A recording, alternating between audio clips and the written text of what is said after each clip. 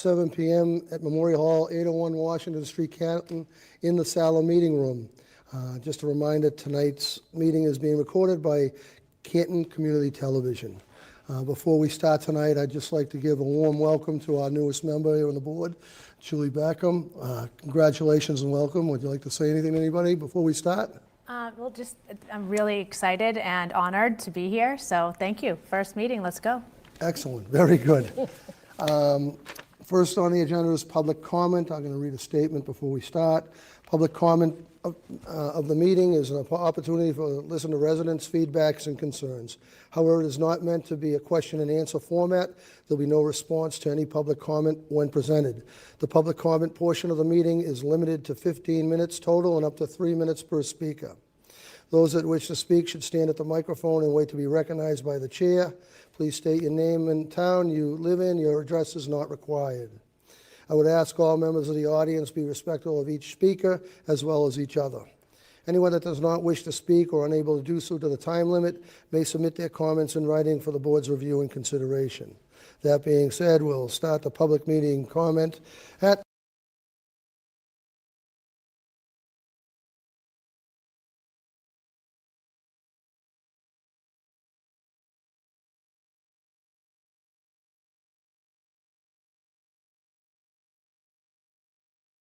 asking questions in 2023 when a certain internet search was exposed and law enforcement lost control of the narrative.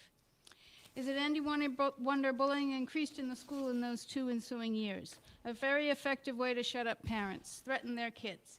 Bullying, Canton's signature for decades.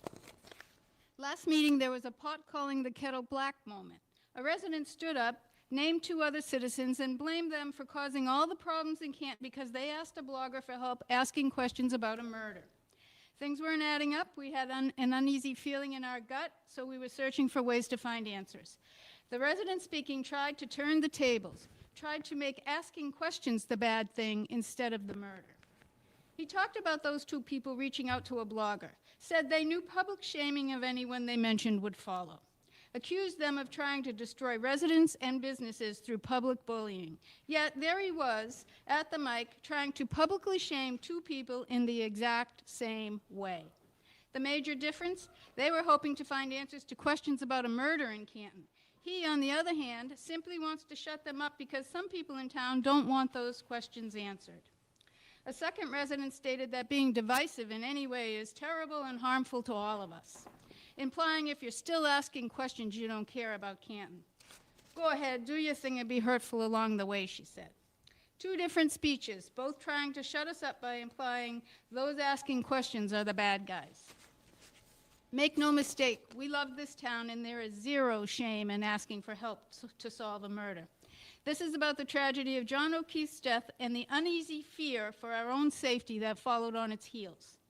Let's stop using the blogger as a distraction, hiding behind him to mask your own shame for knowing what happened, yet hiding that truth because it involves your friends. Basically, sanctioning murder under the guise of loyalty. That's a disgrace our little helpers have brought to Canton. John died by someone's hand in this town. It's time to recognize this bullying for what it is, a ploy to distract your attention away from the questions, cause you to look away, to stay silent. These bullies are hoping to circumvent justice by preying on your fears. What a burden that stigma would be for Canton to bear if we let those bullies succeed. We'd forever be known as the town that failed Boston police officer John O'Keefe, one of our very own citizens. Thank you. Anybody else like to speak? Seeing none, we'll close the public comment period of the meeting, and we'll go on to the first of the agenda. Ms. Hamilton. All right. I move that the board approve Deputy Police Chief of Administration personal service contract for Michael Gifford Cruz. Second. Motion is made in second. Any discussion? Seeing none, all in favor? Aye. Chair as well, 5-0. Next, we're going to Deputy Chief Cruz. Welcome to Canton. Glad to see you here this evening. Would you like to introduce who's with you tonight, please? Yeah, absolutely. My daughter could be here. Unfortunately, she works in the restaurant industry right now, going through college, so she's couldn't get the day off, so she's not here. It's my son Trevor, my son Chase, my partner Cesar, my brother Jeff, and I have 15 other brothers and sisters, half brothers and sisters that, we're all spread out, so that's why I brought up here today. I'd like to thank them for everything they've done throughout my life to get me along in this journey, along with the men and women of law enforcement, because I definitely wouldn't be here without their support. Even though they don't know me yet, there's a brotherhood, as you know, with the police officers, and I look forward to working with the town of Canton. And Chief Mike Daniels is a great mentor, and I owe a lot to him, and the things that we've grown through over the last few years, and I look forward to serving this town and the community. And I know you don't know me yet, but my biggest thing is I serve with empathy, with impact, and passion. Those three things, I believe in what we do. I don't do this for the money. I do it because I care for the community. And I think everybody here as police officers would say that we get into this business to help people, and that is 100%. That's all I'm for.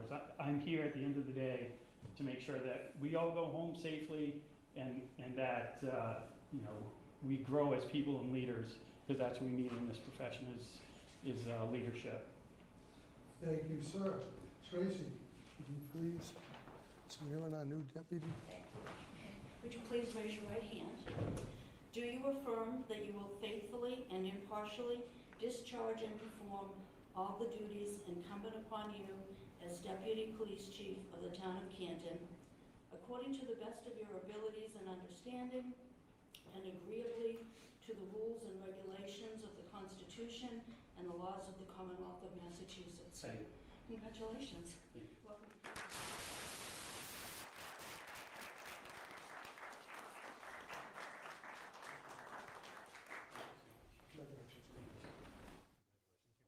Thank you. Congratulations. Chief, would you like to add anything? Yeah. Please.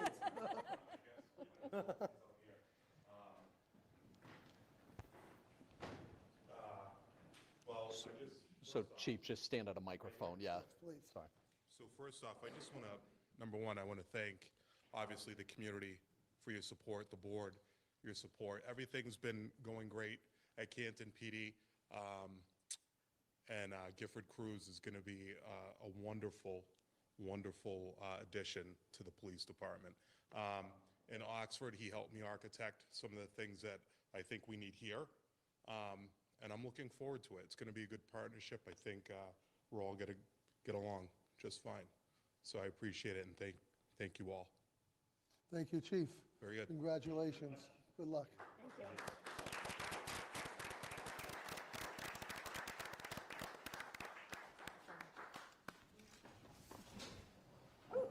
Okay.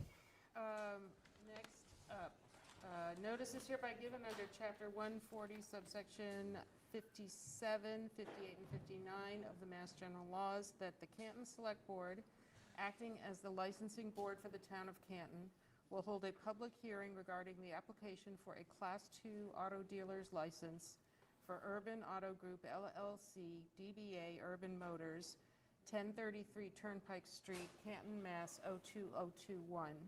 In connection with this application, the Canton Select Board will hold a public hearing in the Sala Meeting Room, second floor, 801 Washington Street, Canton, on Tuesday, April 14th, 2026, on or after 7 p.m.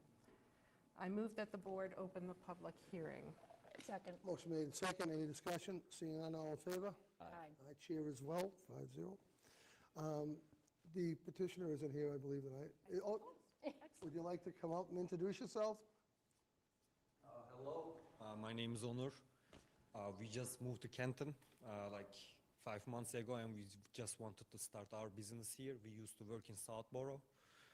We think that this city has more potential than there, so we are happy to be here. Excellent, excellent, sir. Is everything in order? Everything's in order. Everything is in order. Welcome to Canton. Seeing everything is order, make a motion I to move close. that the board close the public hearing. Motion made. Second. Second. Any discussion?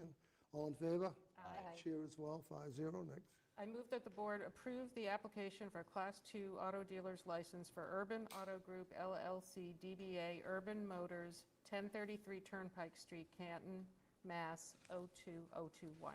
Second. Motion made and second. Any discussion? Seeing none, all in favor? Aye. Chair as well, 5-0. Congratulations. Best of luck. Good luck. Welcome to Canton, best of luck. Okay. Notice is hereby given that the Canton Select Board will hold a public hearing beginning on or after approximately 7:15 PM on Tuesday, April 14th, 2026, in the Sala Meeting Room located on the second floor of 801 Washington Street, Canton, Mass. The purpose of this hearing is to obtain public input and hear the recommendation of the Water Sewer Rate Policy Committee and their consultant relative to a new water and sewer rates and rate structure with implementation date proposed for the bills issued in the fiscal year 2027, i.e. as of July 1st, 2026. The public is urged to attend and participate or send written comments to the above address or via email at bos@town.canton.ma.us. I move that the board open the public hearing. Second. Motion made and second. Any discussion? Seeing none, all in favor? Aye. Chair as well, 5-0. Mr. Scollins, welcome. Good evening. Thank you, Mr. Chair, members of the board. We're here, as you know, to discuss the results of the Town of Canton Water and Sewer Rate Study and Recommendations. But first off, I'd like to introduce our consultant, Mike Maker from New Gen Strategies. And we also have a couple of members from the committee, although I'm going to name them all.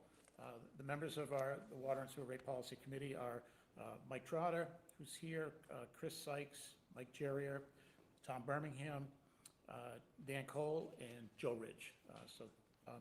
This is the group that spent the last 4 months compiling data for the consultant, reviewing various iterations of their rate models, and refining several new rate structure options.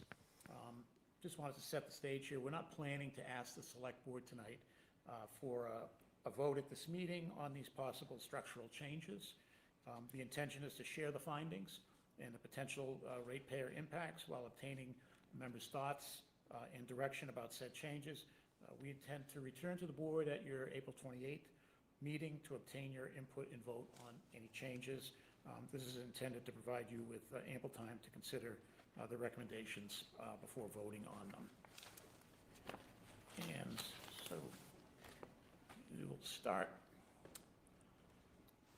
by discussing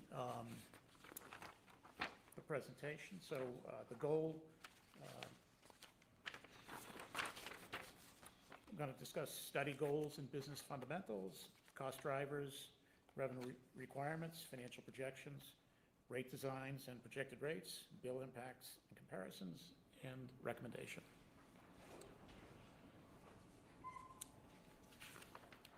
So the goals and objectives are twofold. First is to ensure the long-term financial sustainability of the water and sewer utility operations. And we do that by maintaining a reserve target of 180 days or 50% of operating expenses to ensure sustainability of the funds. We also allow the town to use less debt and more cash to fund capital improvement projects as debt financing increases costs. So that's a good reason to have healthy reserves, given the capital intensive and expensive nature of maintaining this infrastructure. Another goal is to promote water conservation efforts from the state and the town, which are driving drought-related mandates, and also to update our 5-year financial plan with phased gradual rate increases. The other focus of our committee's work was rate design under the concept of improve distributive equity and conservation price signals. So factors considered in this study include consider increasing the revenue derived from the fixed cost portion of the bills from 8.5% to 10% of of revenue. That improves revenue stability with declining usage and higher variability cost trends. Also, evaluate options to improve rate design for multifamily customers. Strengthen conservation price signals through inclining block tiered rates, meaning the higher the water usage, the higher the cost, sort of like a step function. And then to differentiate irrigation rates from water rates to reflect structural differences. So pictorially, this is, these are the basic fundamentals that drive these enterprise funds. Revenue sufficiency, the revenues should match or exceed expenses. Reserves to prepare for the unexpected, and then also reinvestment, repair, replace, and reinvest in the infrastructure. So the factors affecting Canton's charges and rates. So these are the underlying assumptions that drove the financial modeling. So operation and maintenance expense increases. So wholesale water purchase and sewage treatment expenses from MWRA, as you know, we're a customer of theirs, were escalated 3.9% for water and 2.9% for sewer based on MWRA estimates. The majority of expenses were escalated by 3% based on CPI over the last several years. Chemical and labor expenses were escalated by 4%, and benefit expenses, which are allocated back to these enterprise funds, were escalated by 5%. There's also capital improvement plans, and $30 million of investment in water and sewer has been projected over the next 5 years. That's to, we've updated the investment plan for the town's water treatment and distribution system and the sewage collection system, and also vehicle and asset replacement. Debt service is a major factor, current and new debt to fund capital improvement projects, including general obligation bonds and MWRA loans. As far as customer changes in water usage and sewage generation charges, the number of customers and the usage were kept static in the projections, just to make it easier to understand the changes that we're considering. Same with miscellaneous revenue charges. We kept those static as well. And again, the reserve target is to achieve and maintain minimum operating reserve balances of 50% of operating expenses or 180 days. And another pictorial description of the basics that drive the needs to derive the revenue that it needs to be derived for the enterprise fund. So it starts with wholesale expenses. That will be our MWRA water purchases, as well as the charges for sewage processing. Operating expenses, so all the operating expenses you can think of to run these enterprises, including salaries. Current debt service, so these are debt bonds, obligations that we've already issued, and you know, we have to pay the amortization on those over time. We have cash-funded capital projects. That's a goal, is to increase that over time, so we're borrowing less. And then, of course, new debt service for this infrastructure-intensive set of enterprises. So all of that together is what drives the need for our annual revenue requirement.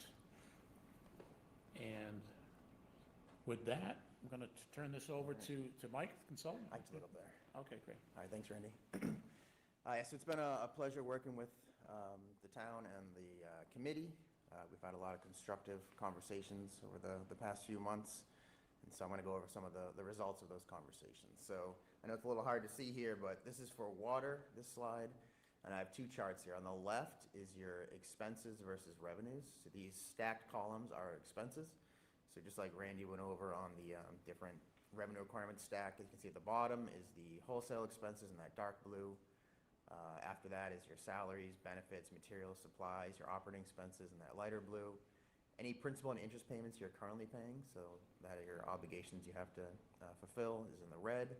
Any cash funding of projects is in that purple color, and then any projects that we plan on debt funding, either using GO bonds or MWRA loans. And then you can see that black dashed line going horizontally across. That's how much revenue you're bringing in now if you didn't raise rates. So you can see it's roughly covering the majority of your costs. Some years you can see there's a slight shortfall as you're not covering the new debt service.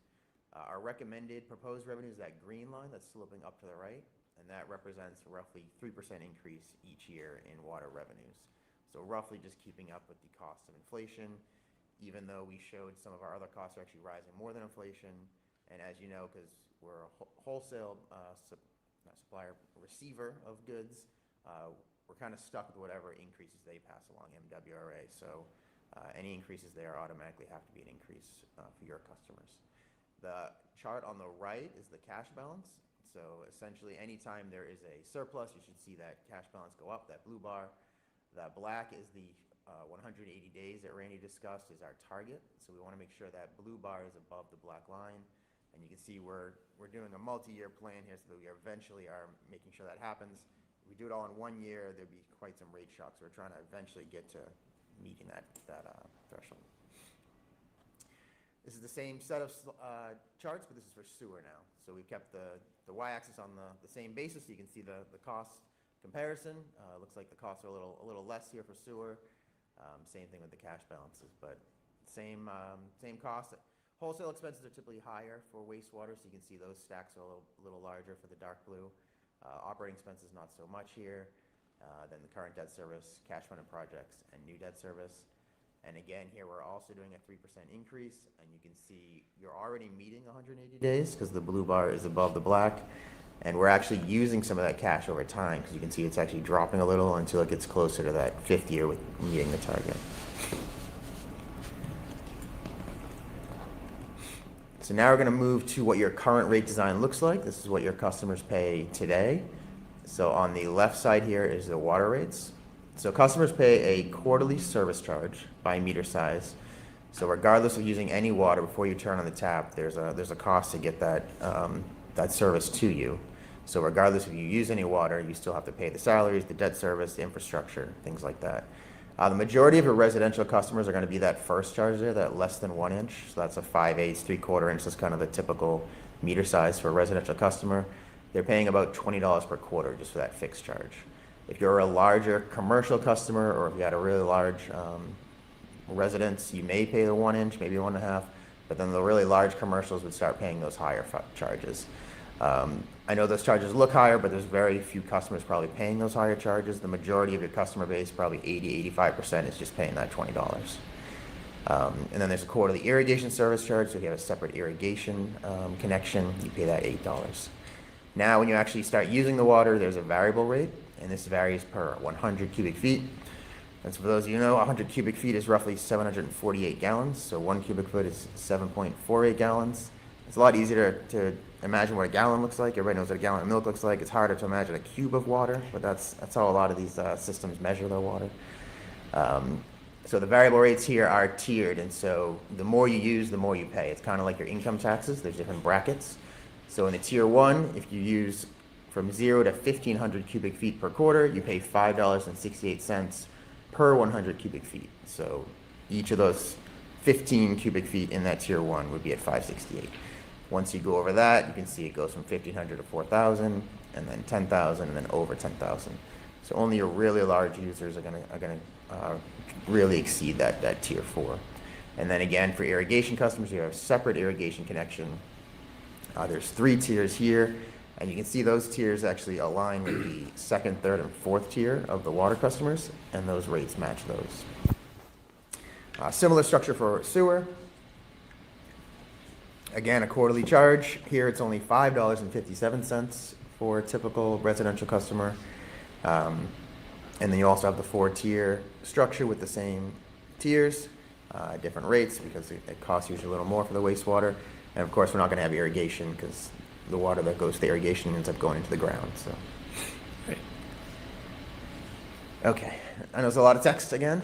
This is our comparison. We looked at we looked at several rate designs. This is what we've brought to you today. So we're looking at the current rate design, what that looks like, and this is more just the qualitative explanation of the quantitative numbers I showed you on the prior slide.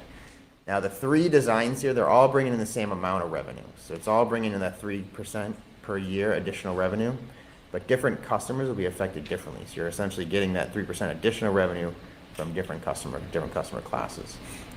So if you just maintain the current rate design, again, it's the quarterly service charge, varies by meter size, the 4-tier inclining blocks, and then the 3-tier for irrigation. Pretty much everybody's going to see a 3% increase in their bill each year for the next 5 years. So it's really simple to administer. Everybody kind of understands the system as it is. The alternatives we looked at, so the first one, we're introducing this concept we're calling unit factoring. So Randy talked about trying to be a little more distributive equity to apartments. So right now, if you're an apartment building, you have a meter size, a large meter size, and we don't know how much usage each unit is using of the apartment. So essentially, because you have the tiered rate structure, you're currently considering them kind of as one customer, where it's really every unit in that apartment is kind of its own residential customer. So what we're introducing is each customer getting that tiered system per unit. So essentially, we're taking those tiers, that 0 to 1,500 for the first tier, and if there's 10 units, it now becomes 0 to 15,000. So it allows those customers to stay in the lower tier and maintain those lower rates than getting bumped up to that 4th tier really quickly. There's going to be a lot of explanation on this, so you'll see some examples in next slides.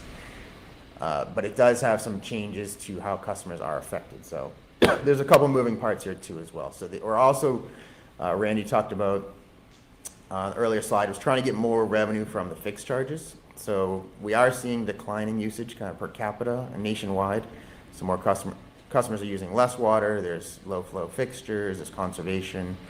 So most of your costs are fixed. So we're trying to get a little more from that fixed revenue. So that's moving it from 8.5% to 10% in terms of what you're getting from fixed. By doing that, instead of a 3% increase to that, though, you're seeing like a 20% increase to that particular fixed charge. And then the unit factoring, that equates to about a 12 to 14% increase, and the irrigation as well. Now, this is only a 1-year change, so after that, it goes back to 3%. And if I could just add, and just to be clear, so these larger increases under this alternative rate design 1 is because of a shift of $1.2 million of revenue from the apartment complexes to all other customers. So that's what's driving the larger rate increases under the variable water rate and variable irrigation rates. Yeah, essentially what you're doing is you're taking that usage that was on the higher tier and you're now bringing it to the lower tiers. So in order for the rates to correct themselves to still bring the same amount of revenue, the rates adjust for that. So this alternative rate design 1, it's spreading that additional cost over all customers, so water and irrigation customers. And the only real change for design 2 is understanding that irrigation is more discretionary use. We're putting more of that cost to the irrigation customers, and so you can see that in the increases there.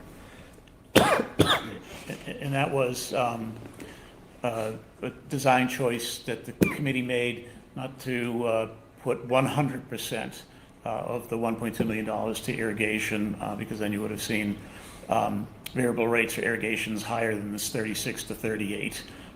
Would have been substantially higher. So the committee agreed on sort of a middle ground, something that if the board would consider going this route, that it would be something not as extreme as if we had shifted the entire 1.2 million to irrigation customers. And then for sewer, the current rate design, and then just one alternative because we don't have the irrigation customers. But here we were taking the fixed charge from roughly 2.5% of revenue to 5%. So you're almost doubling how much you're getting from that fixed charge. So it would almost be a 100% increase on the fixed charge component. And then the variable rates would be about 5 to 7%.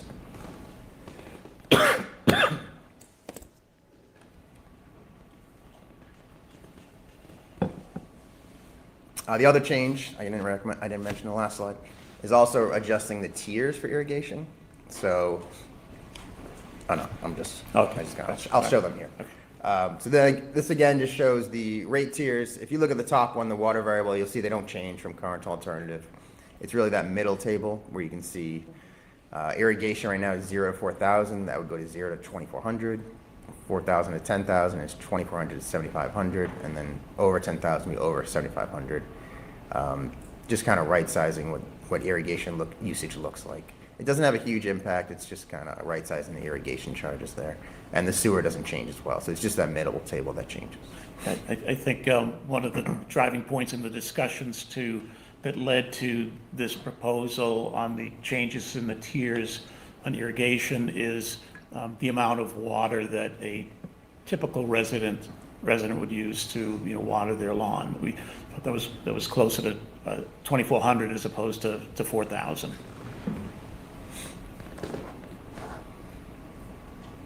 Okay, so I introduced this topic of the unit factoring. So here's a little more detail on how it works. So right now with an apartment, the tenants do not receive the bill. The landlord receives the bill. So the town doesn't have control over how the costs are passed on to the tenant from the landlord. So you would assume the landlord receives a bill and then divides it equally over the units or something like that. So for example, if a 10-unit apartment, it's usually what I call a master meter, so maybe it's on a 1-inch or a 2-inch meter. Right now, it just goes through the same tiers as everybody else. So as I mentioned before, all that usage ends up being in like that 4th tier really quickly. And so each of those apartment units aren't really receiving the benefit of those lower tiers. Now condos, which are kind of similar to apartments in terms of usage, but they're not similar in their tax status, right? They're separate units. They already receive the benefit of that unit factoring. So they're already receiving the individual tiers benefit. So they're not jumping to that top tiers like the apartments are. So one of the things we explored with the committee was going to this unit factoring, which I mentioned was kind of multiplying the tiers by the units to give them access to the lower tiers. But one of the caveats is the bill's still going to go to the landlord. So one of our worries is if we can lower the bill for the apartment complex, is the landlord going to pass those savings on to the tenants, or are they just going to pocket the savings? So we went through a lot of iterations of this, and I think we'd like to keep exploring it. But I don't want to bury the lead. We'll get to that, I think, in a couple slides here. And then I think we have a good example to show you, just to drill home how it works on the next slide here. So here's a true example with numbers. So we have the tiers on the left, and then the second column are the current tiers. This is how it works right now for a current customer. So this is an apartment with 10 units, and that's about roughly the median or average for the apartments in the town. And they use about 9,000 cubic feet of usage per quarter. So because I mentioned there's 10 units, if you go to the alternative design, which is that third column, the alt tiers, I'm simply taking the current tiers and multiplying by 10. So now if you're using all that water, you're not quickly jumping up to, let's see, for 9,000, you're not quickly jumping to third tier. All of your water is actually staying in the first tier, because that tier now is expanded from 0 to 1,500 to 0 to 15,000. So you're getting the benefit of the lower rates from tier 1 as opposed to having to pay those higher rates. And it's really evident when you look at the current bill. The second to last column is about $1,200 right now. If they went to this unit factoring, their bill would be about just under $600, so almost cut in half. And then the bottom chart just shows the usage, the blue being currently how it's being assessed, and then the green, if you went to the alternative, everything would stay in that tier 1. So we always say customers don't really care what their rates are, they want what their bill is going to be. So this again is some sample bills, and again there's a lot of numbers here. The first column is just looking at different types of customers. So we have a small residential customer that's in the 25th percentile, and we have it broken down by a water bill, a sewer bill, and then a combined bill. We then have a median residential customer, so that's roughly half your customers use less than 1,300 cubic feet and half use more. A larger residential is going to be about 2,000 cubic feet, and then a typical apartment, which is the example I showed on the prior slide, 10 units, roughly 9,000 cubic feet, and then a typical irrigation bill, which is again about 1,300. So you can see their current bill in that fourth column. if you maintain the current rate design, but for 2027, everybody just sees a 3%, as we mentioned before. If you go to an alternative, things aren't quite as clean. Some customers are going to see higher bills, some are going to see lower bills. But you can see the apartments are the great beneficiary of it. You can see some of those bills are actually dropping by half, 20%, 30%. But other customers will have to make up for that in their rates. You can see their bills are going up higher than the 3%. And then on the next slide, we are taking that, this is for that median customer. This is that 50 percentile. This is somebody with either a 3/4 inch, 5/8 inch meter, only one dwelling unit, so a single family, and then using 1,300 cubic feet. The blue being water, the green being sewer. You can see, so for Canton, you're the darker colors. You can see you're roughly in the middle of the road there, the 2026 bill. If you just did the 3%, you'd still be in the middle. However, if you went to the alternatives, your bill would be slightly higher for this customer. But again, if we were to show this slide for apartments, you would actually be lower than the middle. And all of these other towns or communities, this is just what their rates are available on their website. Some of them may also be planning on a rate increase. This is just readily available data. So. And that's where Canton has traditionally been. It's been right in the middle of the pack in terms of its cost for water and sewer. So no surprises here. So next is recommendations that the committee voted unanimously for these recommendations. And this is the committee is an advisory board to you, water and sewer commissioners / select board. So this is just our recommendation to you, but obviously the select board can make whatever decisions that you deem appropriate. So the recommendation was to maintain the current rate design and fixed charge revenue, to not make changes there. And so to use the existing tier structure, provide stability, straightforward for everybody to understand, including customers. The alternatives were evaluated, but they had complexity without significant benefit, meaning that we cannot control how the landlord is going to pass along the savings if we were to introduce one of these alternative structures. The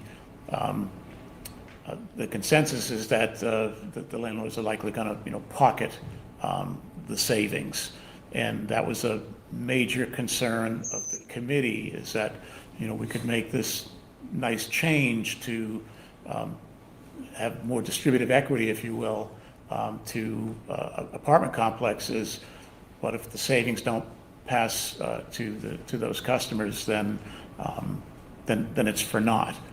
So that was the major driving factor for recommending status quo for now, and recommending 3% annual bill increases. If you were to vote a rate increase in your next meeting, it would only be for 1 year, not for 5 years. It would just be 3% for FY27 if you were to vote that. But we want to continue to evaluate the apartment unit factoring. Landlords receive bills directly. Again, as we said, savings may not pass to the tenants. It would be useful to revisit if there's a mechanism that could exist to ensure savings benefit residents. And I think everybody on the committee would like to see that. I believe Mr. Birmingham had some great ideas about, over time, how it might be possible to move the needle in that direction. Tom, I don't know if you wanted to speak to those. Sure. Thanks, Randy. Sure.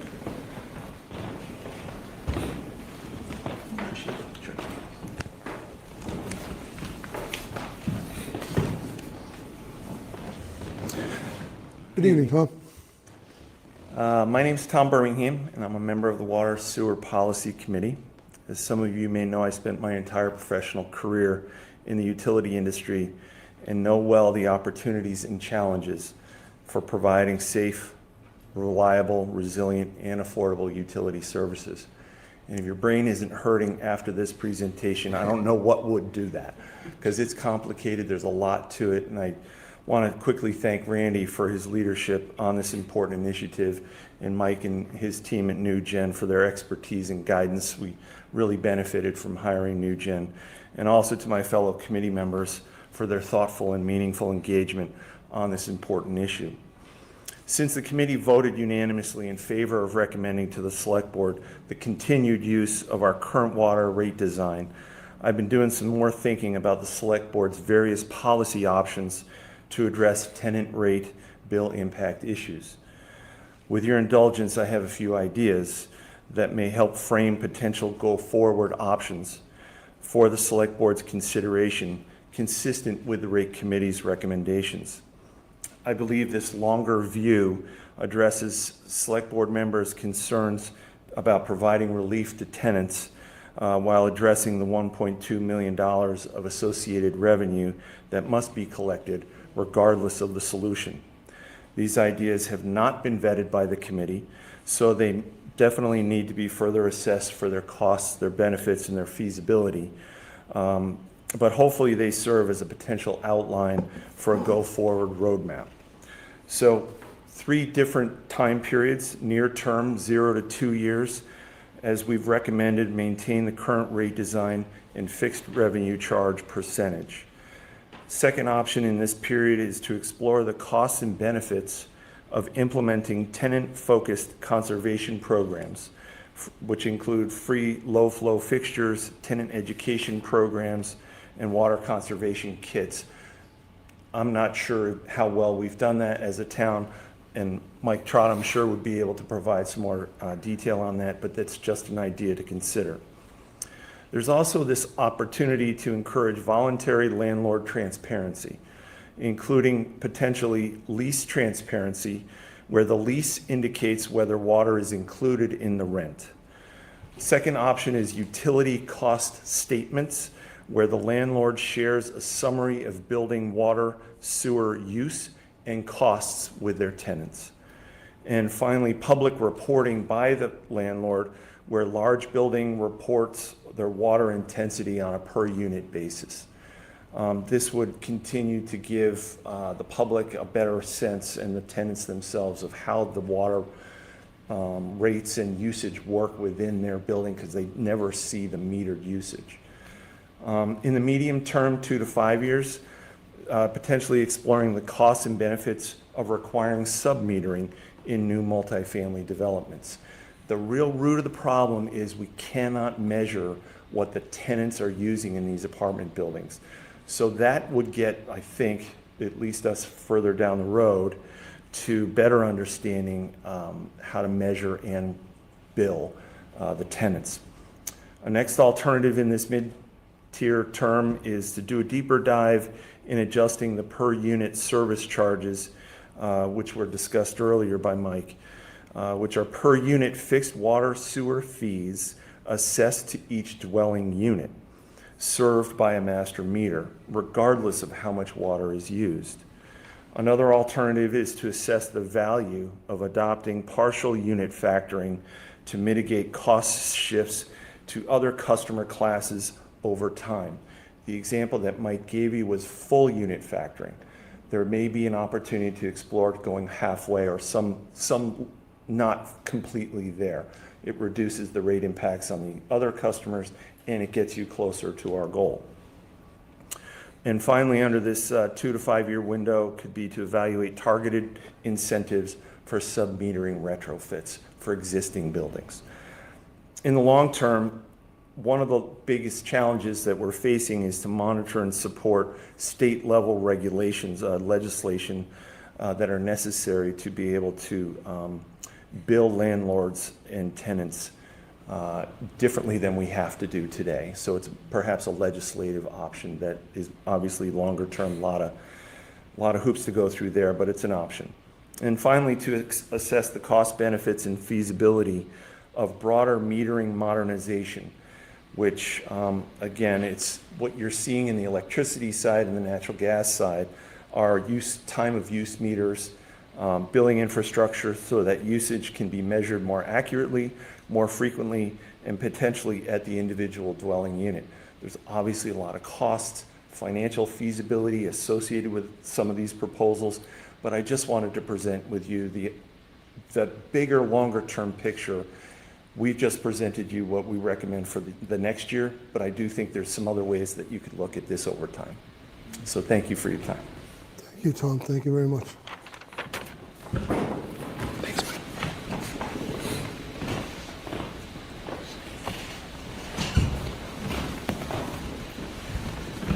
Just wanted to publicly thank Mr. Birmingham for his thoughtfulness and diligence on the committee and about this topic, and not wanting to leave you with no option. So Tom's really put, as you can see, a lot of thought into possible ideas to explore going forward. Again, the committee is disappointed that this is where we landed, but we just didn't think it would be the right thing to pass all the savings on to the landlords.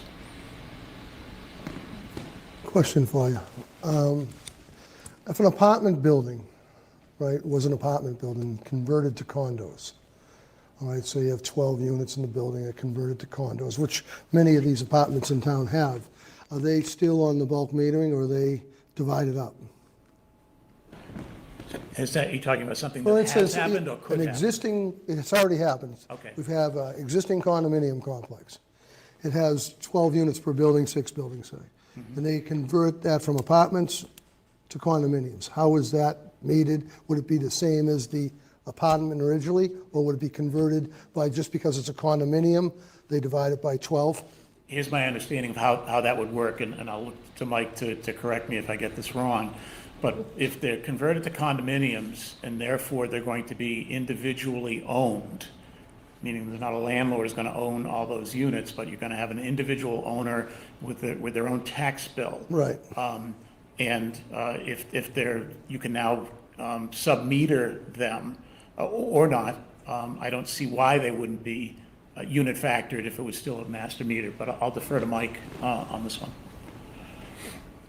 We have a mix of that Yeah. in place right now. It's easier if it's sub-metered, but there is some unit factoring in when they become owner-occupied. Okay. That makes sense. I would probably, also there was an HOA probably at that point. Yeah. So then they have an So they incentive could actually bring down. They that. may spread the cost out, but they're not gonna, the HOA is not gonna Right. pocket additional. Okay, I get it. That's a good answer. Thank you. Yeah, the question, Go ahead. Chair. So, couple of questions. The number 3 water alternative rate design, shifting it to primarily irrigation customers, that 1.2 million. How many irrigation accounts do we have, and how many are businesses, and how many are residential? Do we know that? We do, it's about 2,800, yeah, about 2,800 irrigation customers. So what's the math on 1.2 million being absorbed by 2,800? It's not entirely, the whole 1.2 doesn't go to, if you wanna go to that slide, I can show that, yeah. I just want to know. Yeah. So I'm gonna stop. Keep going. Keep going. Thanks. One more. Yeah. So you see the, that bolded line for alternative 1 spreads 1.2 million. Almost 2/3 goes to water and then 1/3 to irrigation. Irrigation, mhm. Whereas in the alternative design 2, it kind of flip-flops, so majority goes to irrigation. So not the entire 1.2, but almost 800,000. I don't have the quick math of what that would be per, but you can see the increase though at the bottom there. They're seeing about a 36% increase on those rates. Whereas in the alternative rate design 1, everybody sees a roughly 12 to 14%. So it's So you're thinking it's around 36% per? for the rate, not for the bill. So Yeah, for for that, the- for the rate. Because there's a lot less customers, so they're sharing on a larger burden there. Right. Right now, the average customer uses 13 HCFs Yeah. per quarter. So if you take the rate, 3% rate increase over the 26 rate now, Yeah. that figures out to be $6.40 a quarter increase, or $26 a year for everybody. Okay. If you go with alternate one and you shift that to irrigation, then the impact on that over your 26 bill is $26 a quarter, or $104 a year for everybody. Okay. So if you look to give a break to the apartments and the renters and shift that to irrigation, everybody's gonna pay $104 as opposed to $25. Okay. Wait, can I just ask 2 more questions? Absolutely. Also, Mike, what does it cost to retrofit? Like when you were just talking about some of the condo conversions, what does it cost to sub-meter an existing building? I have no idea, I can't All right. answer that. Oh, I would guess it would be a lot of money for for the the owner. owner. JR may be able to help. No, it would help be, you out better. The housing authority is a bulk metering too, because we have, 14 units in a building, 8 units in a building, to actually put a meter on each line. It would be astronomical to get those meters in to cover each individual apartment. It wouldn't be able to do it. Do you think Ed Walsh knows? Do you think Ed would know? It would be huge. It would be a guesstimate. Yeah. I don't know how accurate you want it to be. I couldn't tell you. Approximation would be wonderful. The problem is all the lines for the building are all going up one wall. Yeah. And now you have a cold water and a hot water that tie into the basement. Yeah. Okay, so you have to, like a condo unit built today, they'd have their own meter on the outside of a townhouse. Right. So everything works really nice. No, I know. I just was, he mentioned retrofitting, so I was just curious. Wait, I have one last question. Okay. Is, did you guys talk with any of the landlords? No. No? No, we didn't want to usurp the Board of Water and Sewer Commissioners' authorities here. If that's a direction that you'd like us to go, we can do that, but we want to do that under the guise of, this is under the direction of the Canton's Board of Water and Sewer Commissioners. Okay. Okay. Anybody else want a question? Yes. So first, my question is to you, because Yep. you were talking about senior housing in the town. So does the senior housing in the town, the apartments, do they have that higher water rate? Absolutely. yes. Well, but they are, they're billed monthly, though. Yeah.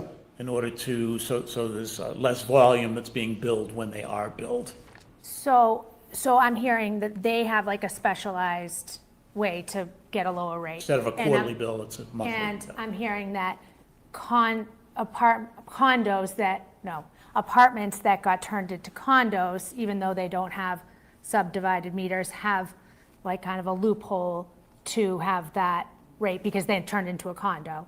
Well, I wouldn't consider a loophole. Again, we're talking about private ownership now Right. versus Not a common loophole, ownership a of lot of solution, buildings. yeah. Yeah. But like, so I guess what I'm questioning, because it is fascinating and it does hurt your brain, because it's so, I think it's admirable that we hired a consultant to put this together, and I think it's frustrating to not have a solution. I think I see your frustration as well, and I love Tom's perspective of all these different ways to move forward. And I understand that, again, we're making a decision for a year, but regarding talking to the landlords, the assumption should be that the landlords might want this, because a renter who has fewer bills to pay will be able to pay their rent on time. They make a better tenant. So I think that, I just love that option of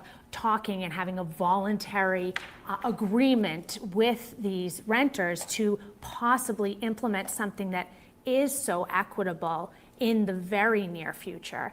And in the meantime, I think maybe a possible solution for this year is to think about, like the needs and wants of water. We need water to bathe, to drink, and do all this stuff. So maybe we can shift a little bit of that burden to kind of inch towards, shifting that burden towards irrigation a little bit more during this first year, even if it disrupts that 3% for everybody, to kind of set the standard of we're trying to be more equitable, not only with who pays what in this town for the same ounce, cubic foot meter of water, but also what they're using the water for. Because that speaks to environmental sustainability, and it also speaks to the fact that we're trying to be fair, equitable, environmental overall. So I would love to explore that option as well. And thank you, this really was so in-depth. Yeah, I will say on that, right now, the same amount of usage for a water bill or irrigation bill, the bill is gonna be higher for irrigation just because their first tier starts at their first tier starts at the second tier for water. So if you were to look at two of those bills, they're already paying a little more, but I can understand your, Yeah. Yeah. And then the thing on the landlords, that's a good point about, you'd think they would root for that. And maybe if you can get landlords to sign up, they can get the unit factoring, and those who don't sign up would not get it. And then their tenants could push them to say, hey, I wish you would sign up for that to help me out. And you might get more favorable tenancy, I guess, in those ones. The other thing is to think about is, how do we get the discount directly to the renter, right? Directly to the tenant. So you could even think about, I mean, you have to check with legal on this, but if you could do like vouchers or something directly to the renter, it's hard to say, oh, now you have to turn around and use that for your bill, but regardless of what they use it for, your purpose is to give them that, to recognize that, hey, you guys are paying a little more than you probably should be. Here's some sort of, affordability mechanism. And you could do that, but whatever value those vouchers are, you still have to make it up somewhere else. Right. And with the irrigation factor, if you dumped it on the irrigation customer could actually say, I'm not doing this, shut his irrigation off, and you have no control, that revenue's gone. That's just a instant shut the valve off. That doesn't really, it ruins their lawn, things look ugly, but that's the truth. And then in the other aspect of it, the renter, as not being a homeowner, that each unit is occupied differently. So now if you give out a voucher, all right, I live in the apartment by myself, use no water, I have a guy across the hall has his wife and 3 kids, all right, I get a $30 voucher, he gets a $30 voucher, and I'm like, until you get that split, you're not going to have an even thing, and you could have tenants fighting one another over, well, it isn't fair, even though they're getting cost reduced. But sitting on this board the last 3 years, we have the renters come in, and no one has ever said anything, we're going to reduce it, their rents. It's always they're coming in every year asking for 10%. I don't like to give them anything, but we've given them 5% because it'll go back to the state. So with the demand of apartments, the renter is going to, the actual landlord is going to, hey, I want the best of the buck. So it makes it difficult without that sub-metering. It makes it really difficult. Yeah, that's why I Yeah. really like Mr. Birmingham's suggestion Yeah. that for any new developments for congregate living, Split 'em up. that require sub-metering. I realize it's expensive, it's going to add to the cost. But I of know, development. would the town couldn't require a builder, that would be to do that. They couldn't, I don't think we could require that. Why not? Code. Because it would have to be put into the building code to actually implement something. The town couldn't mandate metering because the cost of that development might increase $1 million, and they're saying, we don't want to do it, So, okay. Can I ask another question, just Yeah, to ask so sure. many?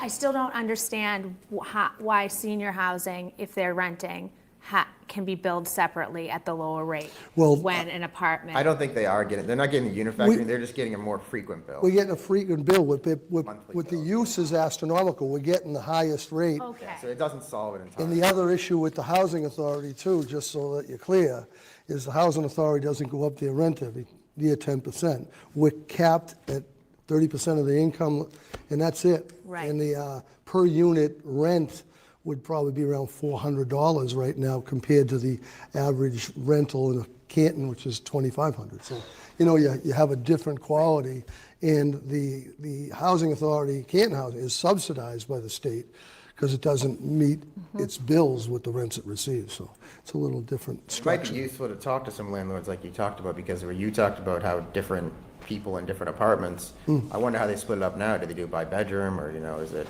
Are they just splitting it equally among their apartments? I don't know. Not with the housing, it's just we get the bill and that's it. And one of the other things is working with apartments is that sometimes a tenant will have an outside silcock and forget to turn it off.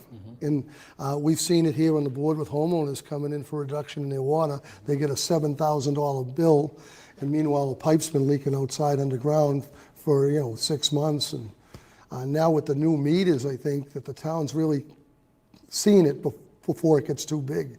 With the new meters, they actually can read them quick and say, hey, something's going on in this house. So that's Yeah, really good. leak adjustment policy is kind of a separate issue, but yeah, Yeah. certainly should have one. Well, I thank you. Is there anybody in the, oh, sorry, I'm sorry, Sue, Mike, you got something to say? Okay, sorry. I'm going to talk a lot, and then I do have questions, but, we spent a whole year getting to this point. We said to all the renters, hang in there, we're working on it, and here we are proposing to do nothing, which I find deeply troubling. I am a person who owns an irrigation system.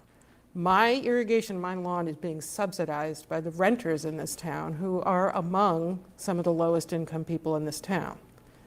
I cannot stomach that.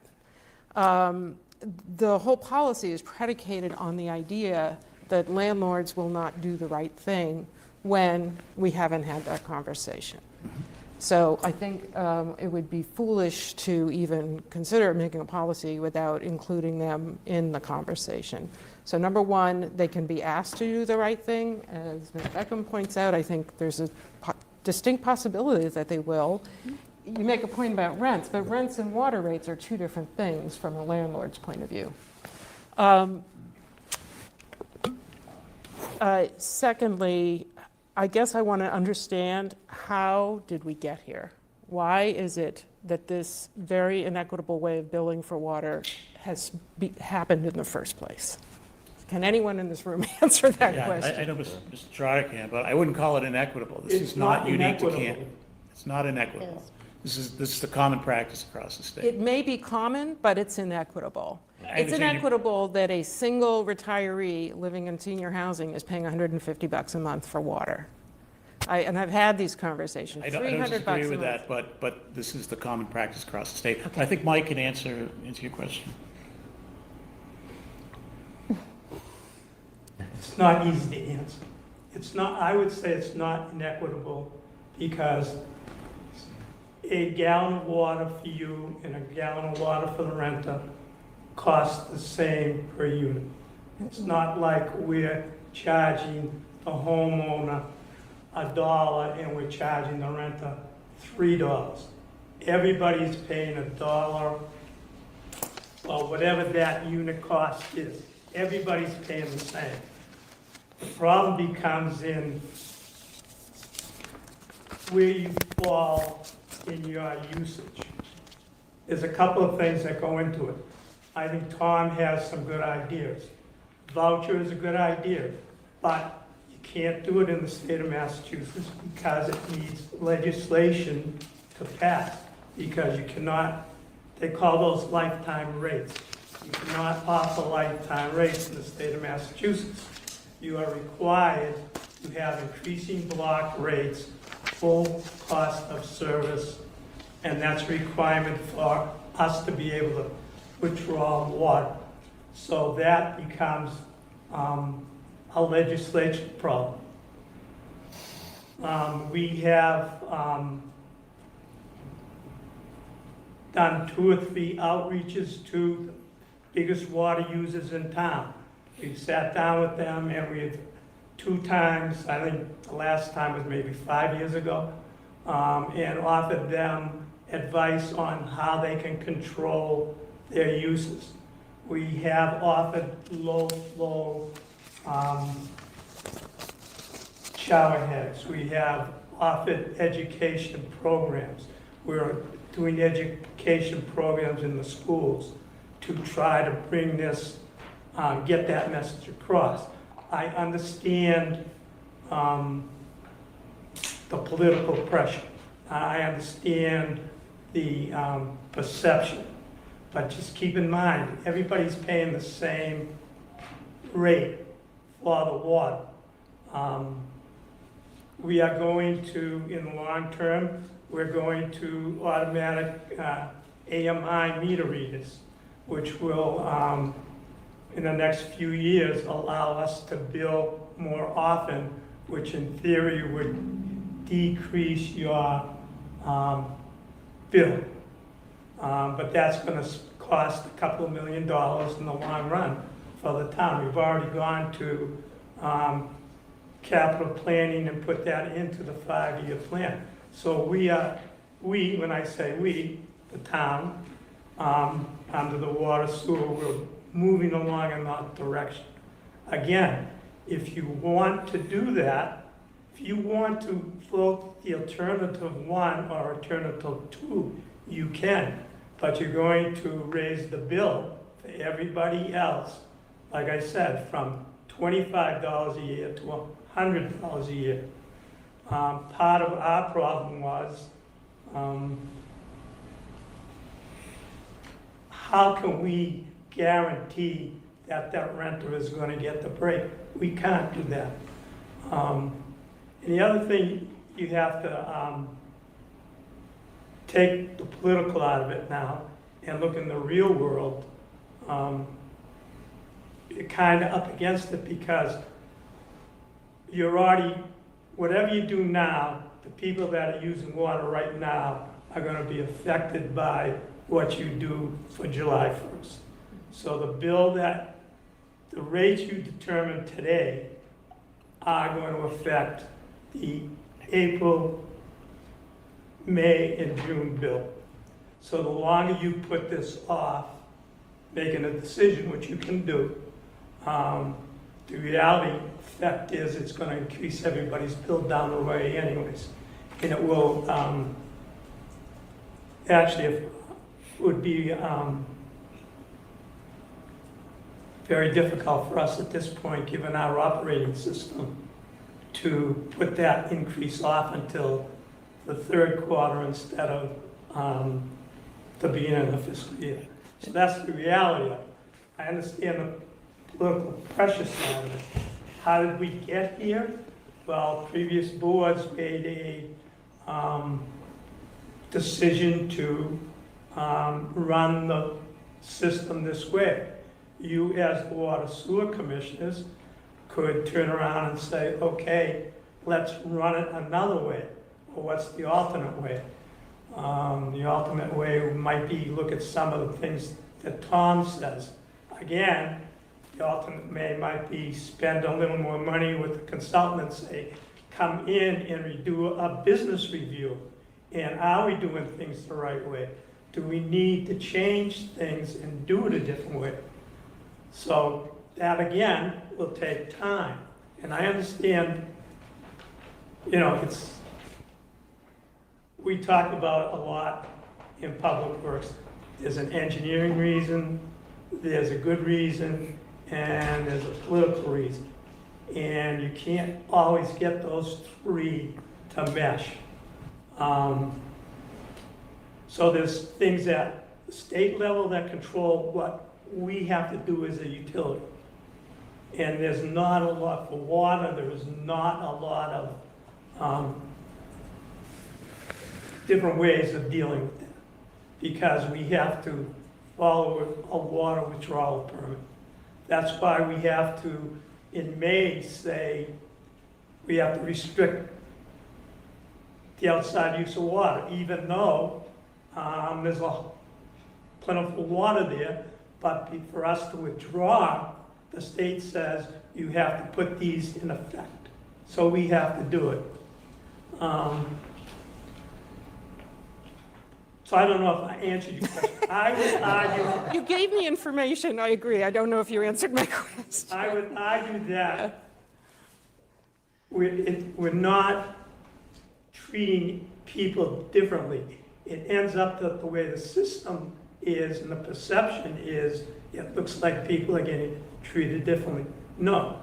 If I use 10 gallons of water, I pay the same as the person that uses 100 gallons of water per unit cost. But they they pay more because they use more, and that's just the way it is. And this is a conundrum, and I don't know how to get you out of it. If you had unit factoring, that is a difference. So That was a that renter is decision. paying a different rate per Exactly. gallon than I am as a single homeowner. Well, you're not paying different per gallon, you're paying different per how much you use. They're moving into tier 2 Yes, a lot sooner than my single-family home But is. again, that was a decision the board made maybe 15 or 20 years ago. I think what Mike is saying is that the usage of the tiers right now is tied to the connection, which is just a meter size. Right. So it's only one meter size, so they're only getting one grouping of those tiers. But if we look deeper, we can see, oh, there are units behind that, there are I mean, we've solved it in the residential condo customers behind that. situation. Right. We unit factor for condos, so this isn't like a radical idea here. Yeah, I imagine when it was first set up, you probably had to move to conservation-based tiers, maybe pressure from the state, but nobody thought about how it affected the apartments, right? So here we are. And this really is, if Mike can probably answer this better, it's not a problem that is a Canton problem. It's a problem that is a national problem. And I'm not sure that anybody has, and different states can offer different rate structures. We can't here. Some states are allowed to send a bill to a tenant too. Doesn't have to go to the. I will say, I see in my neighborhood, people running their irrigation system in the rain, people watering the street. And so if they are paying a higher rate for their irrigation system, it might change their behavior for the better. Sounds like they need a rain sensor as well if that thing's not working, yeah. Yeah, Sue, you good? that's it. Michael? So, just to piggyback on Mr. Trotter, so some of the landlords are also charging their tenants a higher rate. So if tier 1 is $5.68, some of the landlords are charging $19 instead of $5.68. So I know the concern is, unless we know that the savings is going to the tenant, and I definitely agree with that. I don't want to subsidize those bills unless I know that the tenants are going to benefit. But the fact that we already, we know that there are landlords who are marking up those water bills already doesn't give me great comfort that, hey, if we subsidize this and, put it towards the irrigation, that any savings is going to the tenant. And so I think that we need to, kind of build on what Mr. Birmingham was talking about. And maybe we do have to empower the consultant to start working with the landlords to see what are the solutions here. And I agree with you, Ms. Harrington, that that this has been a year and we don't have a lot of progress. But I think that kind of seeing this, we know what we want to do. We want to try to figure this out for the tenants without putting the burden on everybody else, and we want the tenants to realize the savings. So that's what problem we need to solve. I don't know that we just randomly say, like, all right, if you use irrigation, you're going to absorb a portion of this, because like Mr. McCourt said, people might shut off their irrigation, and now we've lost that revenue, and we're not solving the problem. We're hoping to solve the problem. I think we need to solve the problem. I think mechanically, we figured it out, that we need to do the unit factoring. It's just what you're saying. And like you said, nobody's spoken to the landlord yet, so Seems like Right. a place let's to not assume start. it's a hurdle we can't Right. Right. get past until we actually. Can I just ask a clarifying question? Yes. So I'm just a little bit confused with all the just the different chimes in. But it is a fact, because we just heard that 15 to 20 years ago, the select board decided to rate water in this fashion. So it is a fact that a glass of water at my house costs me less money than a glass of water at Windsor Woods in an apartment. That is a fact. I guess if everybody in those units are using the same amount of water, they would reach the higher tier, they'd pay a higher rate. Yeah, so like it would cost them, like they're not, yeah, so it would cost the person hosting me in their apartment more to pour me that glass of water, to take a shower, to do the laundry, than it would for me to Right, do because this. of all their neighbors are also doing Yes, that. because they're living in this collective water, which puts them in a higher tier. I just wanted to like make that clear because that is a fact. And it isn't political. That is just a fact. And I don't think anyone, or I'm going to take responsibility for my own self. I am not being political in trying to point out that fact. I'm just trying to be humanitarian and just to make it affordable for everybody to pay the same thing for the same product. It's, buying water in an airport is $5.94, but if you get it, Canton High, it might be $2. So, we're used to that inequity, but when it comes to our living spaces, this is the concern now. So, okay, I just wanted to. Bottled water is an entirely different story. Right, yeah. I don't want to. But it was a good, I wanted to, just make that clarifying question. Thank you. Yeah, one of the last things I wanted, and this has been a long thing, and if there was a mandate to put separate metering in all these apartments back when they were built, that would have been, we wouldn't be talking here.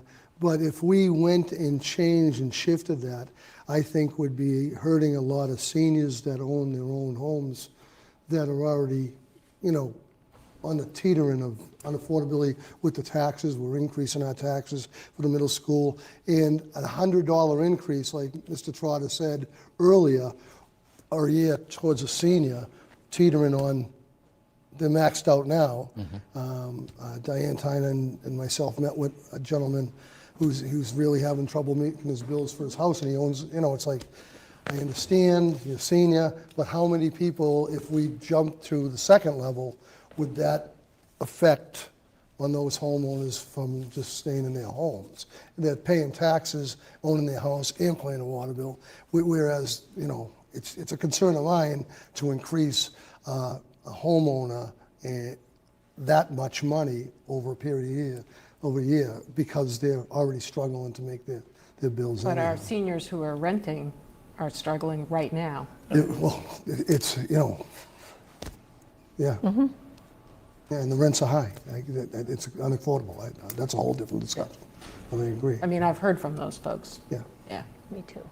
So, Just two last quick points, Mr. Chair, if I could. Yes. One is that not to belabor the point, but I did want to ensure that we're not looking at the landlords myopically. Sure, you might be able to get agreement on passing along the true cost of water, but that's only one small component of the rent. And so you get agreement there, but you can't control 99% of everything else they're billing. Just want to get that point out there. I'm not saying don't try, but I just want to make sure that we're looking at this thing eyes wide open.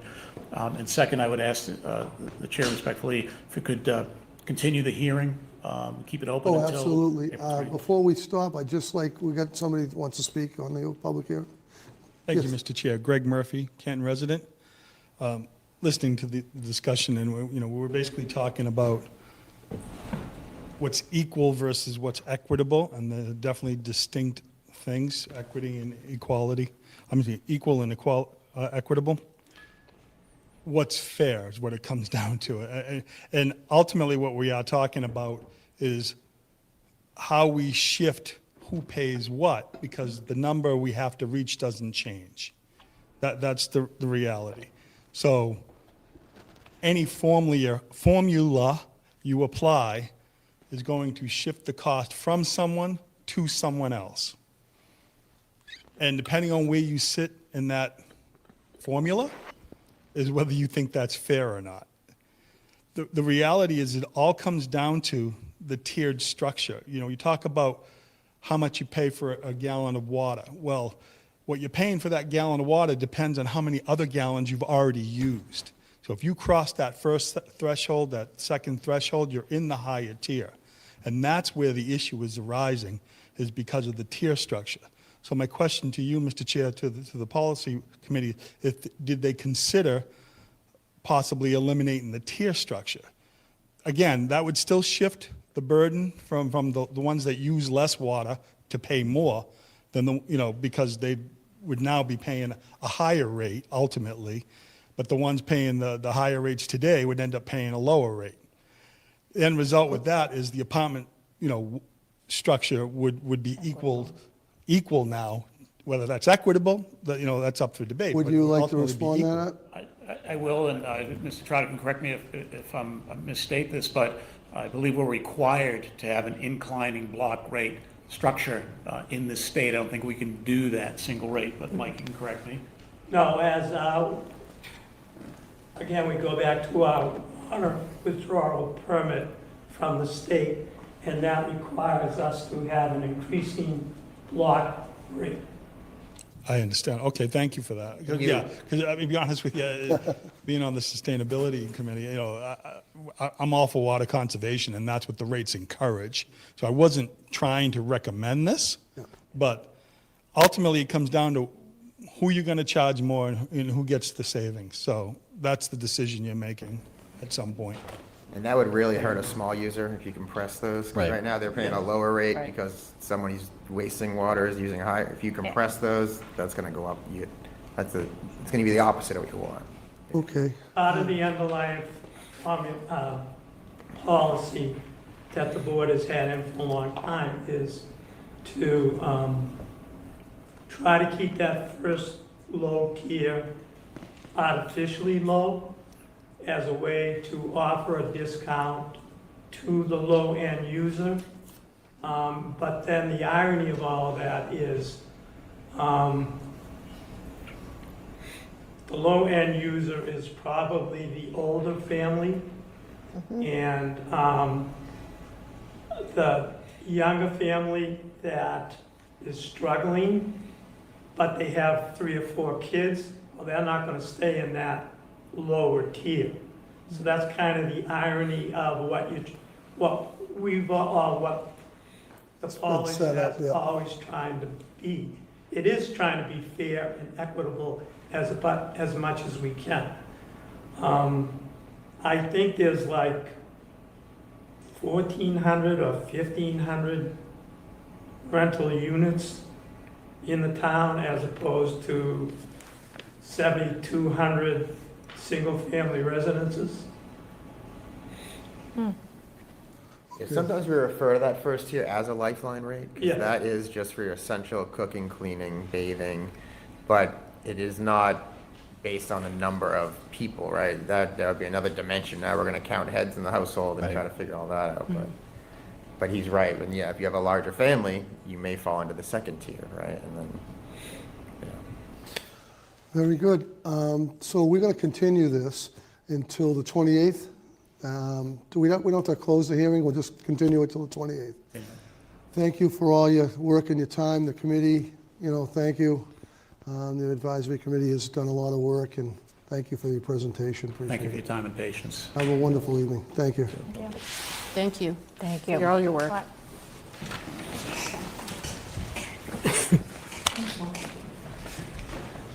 I believe we're doing a sustainable Yep. That's, yes. climate and action plan. Tom, are you up again? I could be. Yes. And Jen, are you guys going to do a little presentation? Or is both of you, or just Jen, or whatever? Now's the time. Shift over, Tom. All right. If I had hats, I'd change it.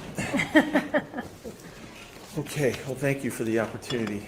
Again, Tom Birmingham, and right now I'm wearing the chair of the Sustainability and Climate Action Plan Committee, and I'm joined here tonight by Jen Wexler, who's the vice chair.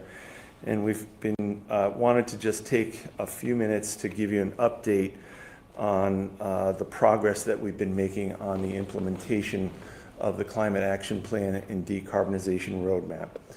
We did not circulate any pre-slides or notes ahead of time, and thank you to Interim Town Administrator Kamalian for helping us get on the agenda. So there's a lot going on, and we thought it would be helpful to give you an update to keep you abreast of what's going on with this particular committee. So what we wanted to just point out and update you on are two topics relative to the couple of different committees. I'm representing tonight the Sustainability and Climate Action Plan Committee primarily, but as you may know, I'm also the chair of the Energy Advisory Committee, and there's some overlap in what I'm going to present to you tonight on that. And there's also a third committee, the Sustainability Committee in Canton, and so those three committees is kind of combined of my comments this evening. So we're going to provide you with two things: status of the committee structure changes. As you may remember, we've been looking at possibly consolidating these committees and trying to figure out the roles and responsibilities and making sure that we're doing this as efficiently as we can. And as we move towards the implementation of the Climate Action Plan and the Decarbonization Roadmap, the current structure doesn't make sense anymore. So we also want to give you an update on the status of our work plan with Greener You, our energy consultant that we've hired to help us with the first phase of implementation of the Climate Action Plan. We're not seeking any approval of any recommendations tonight, but rather to set expectations on work that will be coming before the board over the next few months, particularly as we begin thinking about the longer term implementation after Greener You's contract ends this June. By way of background, for those of you that aren't familiar, the Climate Action Plan and Decarbonization Roadmap was approved by the Select Board in June 2025 and recommends several short-term key strategies and actions for implementation by focusing on high-impact issues that address Canton's largest sources of municipal generated greenhouse gas emissions. And these high priority issues were establishing a new Sustainability and Climate Action Implementation Committee to coordinate these activities, staffing a municipal energy and sustainability position, qualifying to become a climate leader community, and enhancing building efficiency and decarbonization while supporting implementation of Canton's decarbonization roadmap, and finally electrifying the transportation system. So those are the high priority issues that came out of the Climate Action Plan. In terms of the committee restructuring, there are currently 3 committees, as I described, and they're focused on several different issues. The Sustainability Committee itself is primarily focused on waste management, water conservation, and public education. The Sustainability and Climate Action Plan Committee was established to do the plan for the Climate Action Plan. That's now done. We're trying to transition into implementation. And then, as you may recall, the Electricity Choice Program, that committee is to help with the aggregation program that we just had the contract signed recently. So now that the Climate Action Plan is adopted, we're transitioning into this implementation phase. To that end, members of these committees have been meeting over the last several months to review our options and draft updated charters and structures that reflect the new phase of work that we're moving into. The goals of these changes are fairly simple: improve coordination across town departments, align with other town plans, such as the master plan and the capital planning process, supporting implementation of the Climate Action Plan and Decarbonization Roadmap. I think I've said that 3 or 4 times now. Okay. While the final language of these mission statements and charters is still being ironed out with the help of interim town administrator and town council, the basic direction we're heading in is two points: making minor updates to the Energy Advisory Committee charter to update the committee's name and more accurately reflect the current scope of the work of that committee. So what we hope to present to you is some very minor changes for your adoption, again, hopefully in the next month or so. And then the second point is to consolidate the 2 sustainability and climate-related committees into one, and shift the focus again from planning to implementation. That's 5 times. You get where we're going? Just one question on that. Are all the boards on the same page to combine? All 3? Yes. To answer your question, Chair, we had a quorum for the Energy Advisory Committee and we had a quorum for the Sustainability and Climate Action Committee. They both voted in favor of doing that. The Sustainability Committee does not have a quorum today. But the members that were active and were at the meeting supported the decision. Okay? Thank you. It's my hope to share our final recommendations with you in the next month or so. In the meantime, my expectations are that these three committees continue to work as currently structured. So we'll just continue to run that as is. And I know on your agenda tonight is to approve committee members for the Climate and Sustainability and Climate Action Plan. So those members will continue with your approval. We are missing one member's name on that list, and we'll ask you to update that another time, but we'll get back to that. Okay? Yep. Status of the Greener U work plan. They've been doing a lot of work. Good update for you there. They were hired to do the phase 1 implementation of the Climate Action Plan and Decarbonization Roadmap. They're focusing on 3 major things in that roadmap. Building energy efficiency and electrification, the municipal side, and the municipal side of building decarbonization and electrification of the municipal transportation fleet. And these tasks were set forth in the RFP that was approved. Overall, the project's on schedule for completion by the contract end date of June of this year. And the following are a few high-level summary points of the work to date, if that's okay with you. The building energy efficiency and electrification work stream, Greener U has been instrumental in supporting the committee on the information campaign around the annual town meeting Article 33 and adoption of the specialized code. Just a quick update on that. We've been able to meet with 7 of the different town committees and boards to help on the public information side.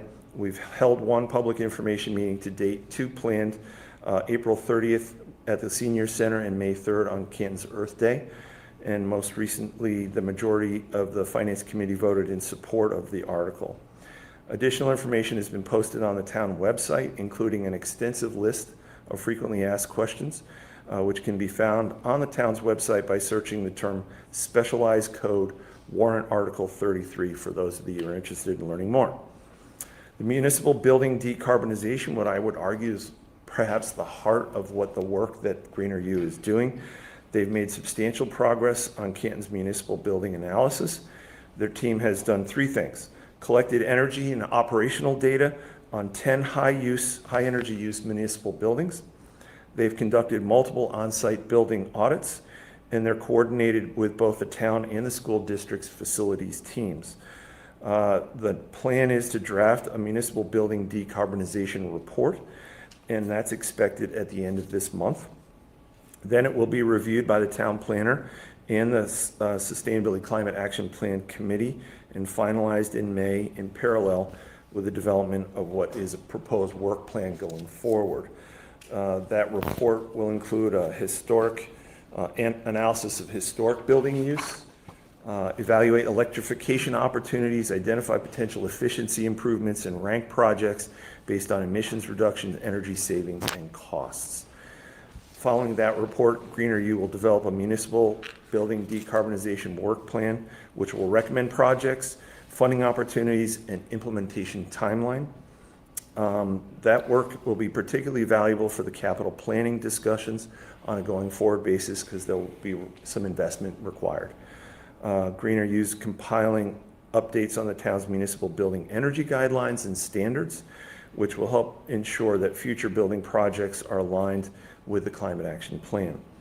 The last major piece of work that I wanted to update you on is the municipal transportation. They have 2 deliverables: zero emissions vehicle first policy and the municipal electric vehicle transportation report. The zero emissions vehicle first policy has been drafted, and it's recently been shared with the town planner, who is working in hand with Greener U and I think you, Ms. Chameleon, to work through any questions and details on that. That will then come back to the Sustainability Climate Action Plan Committee for additional review and ultimate recommendation to the Select Board. If endorsed, the committee will submit its cover letter to the school committee and the Select Board. They both need to be involved because it involves both school district and municipal buildings. The goal is to complete the approval before the end of June which supports the town's broader decarbonization roadmap.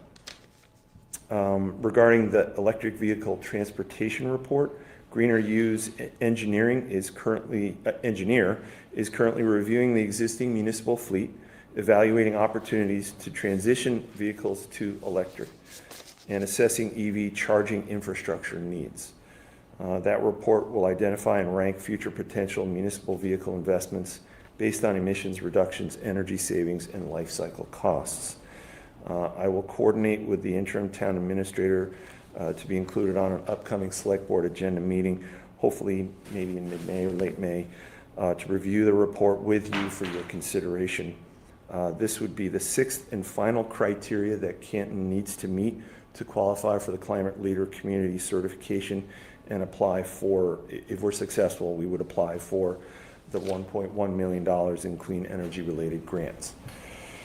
We're also working on funding and grant opportunities. Greener U that's in their scope. So we're trying to align the recommended work with recommended funding, potential funding opportunities.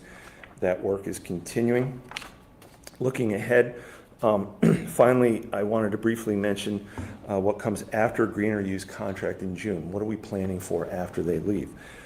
Greener U's engagement was designed to help develop the key policies, analyze our assets, and then build an implementation roadmap. So what do we do after that? Our main focus is to help implement this climate action plan will require staffing. A municipal energy and sustainability position is what we currently think is on the horizon. While it's been an honor to serve as Canton's de facto energy and sustainability manager, my family obligations are increasing and I will no longer be able to either serve on the committee or devote a level of time required for this effort to be successful.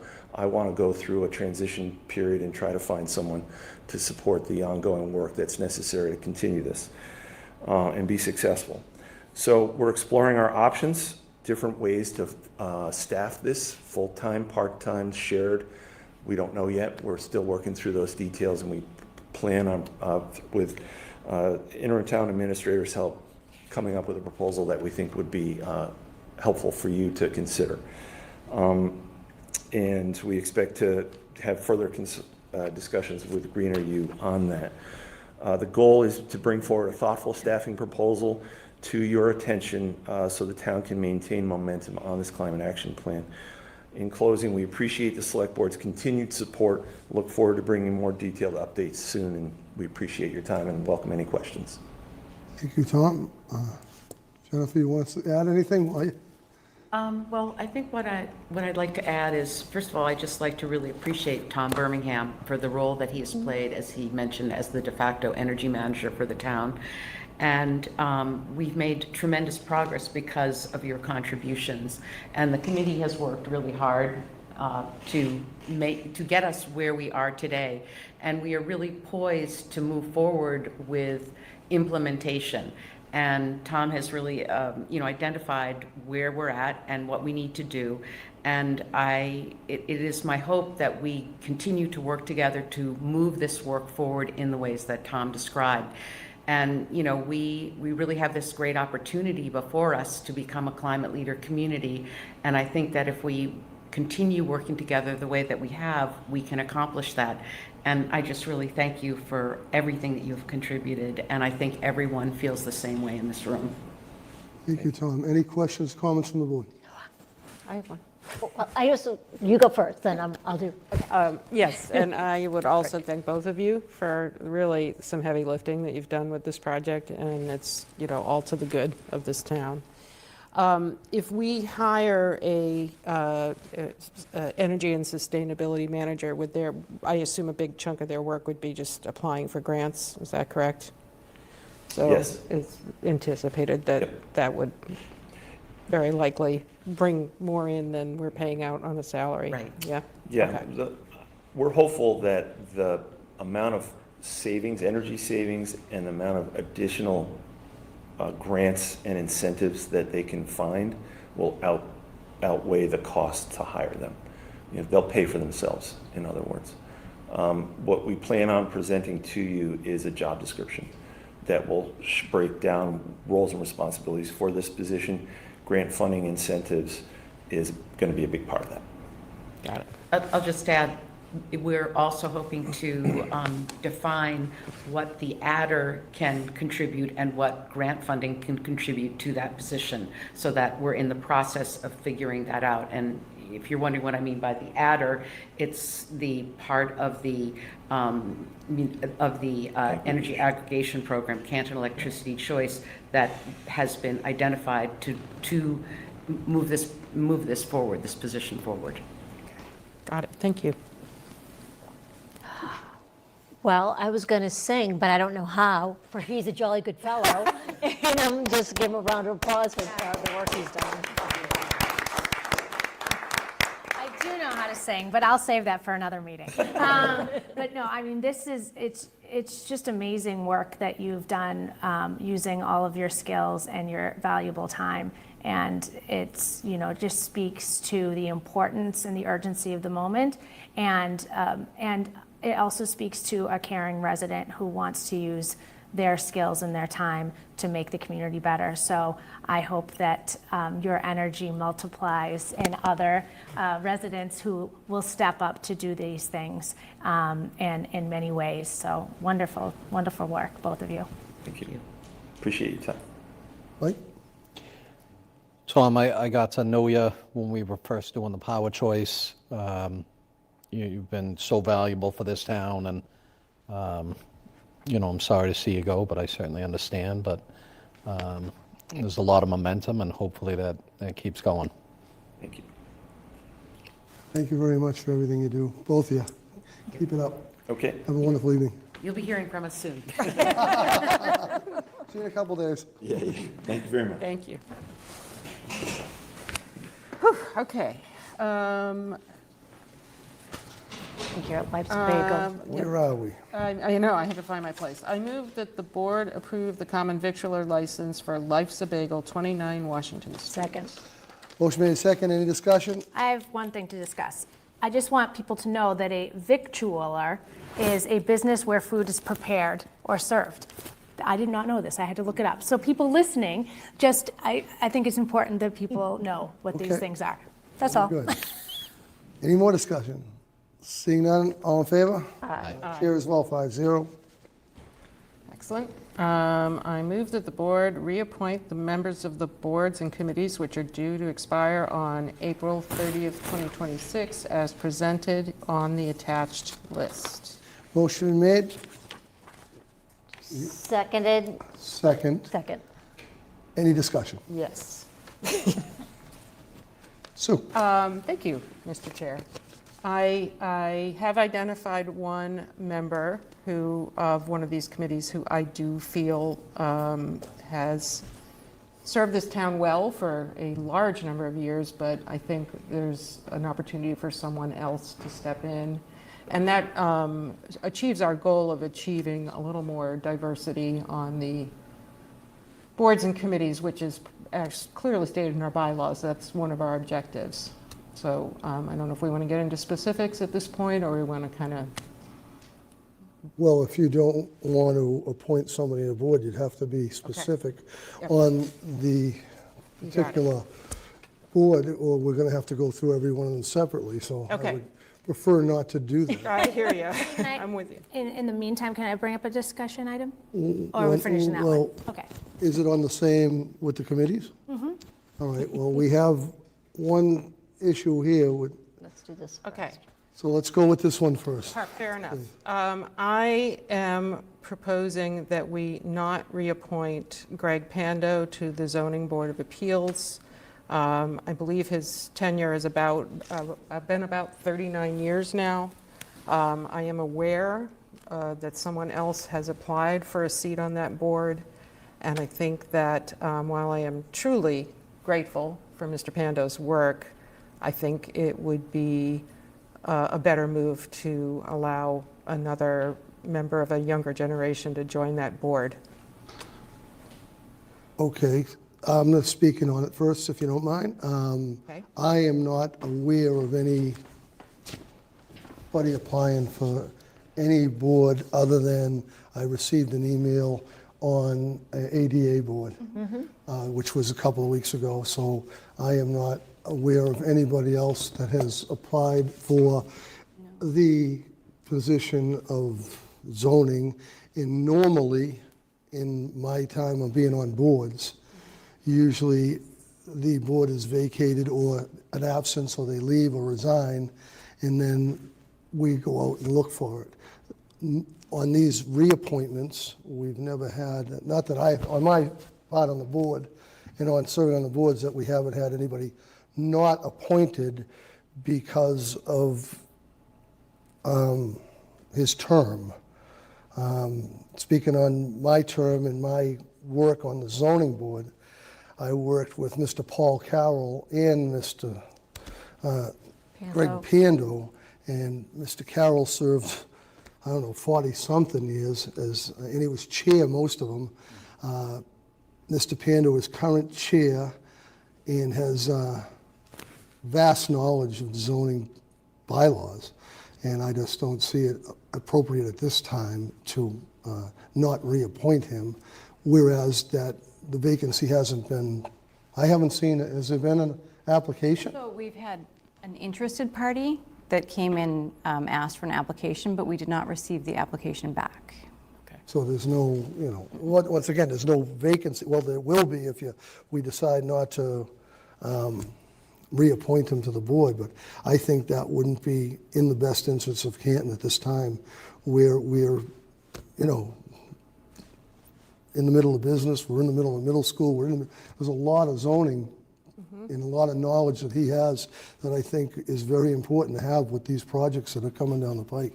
But that's just my opinion, and whereas there's no actual candidate, I don't think we should be stopping an appointment. That's just my basic comments. So anybody else want to comment on that? So I agree with you, Mr. Chair, that we don't have another applicant, that this is a renewal.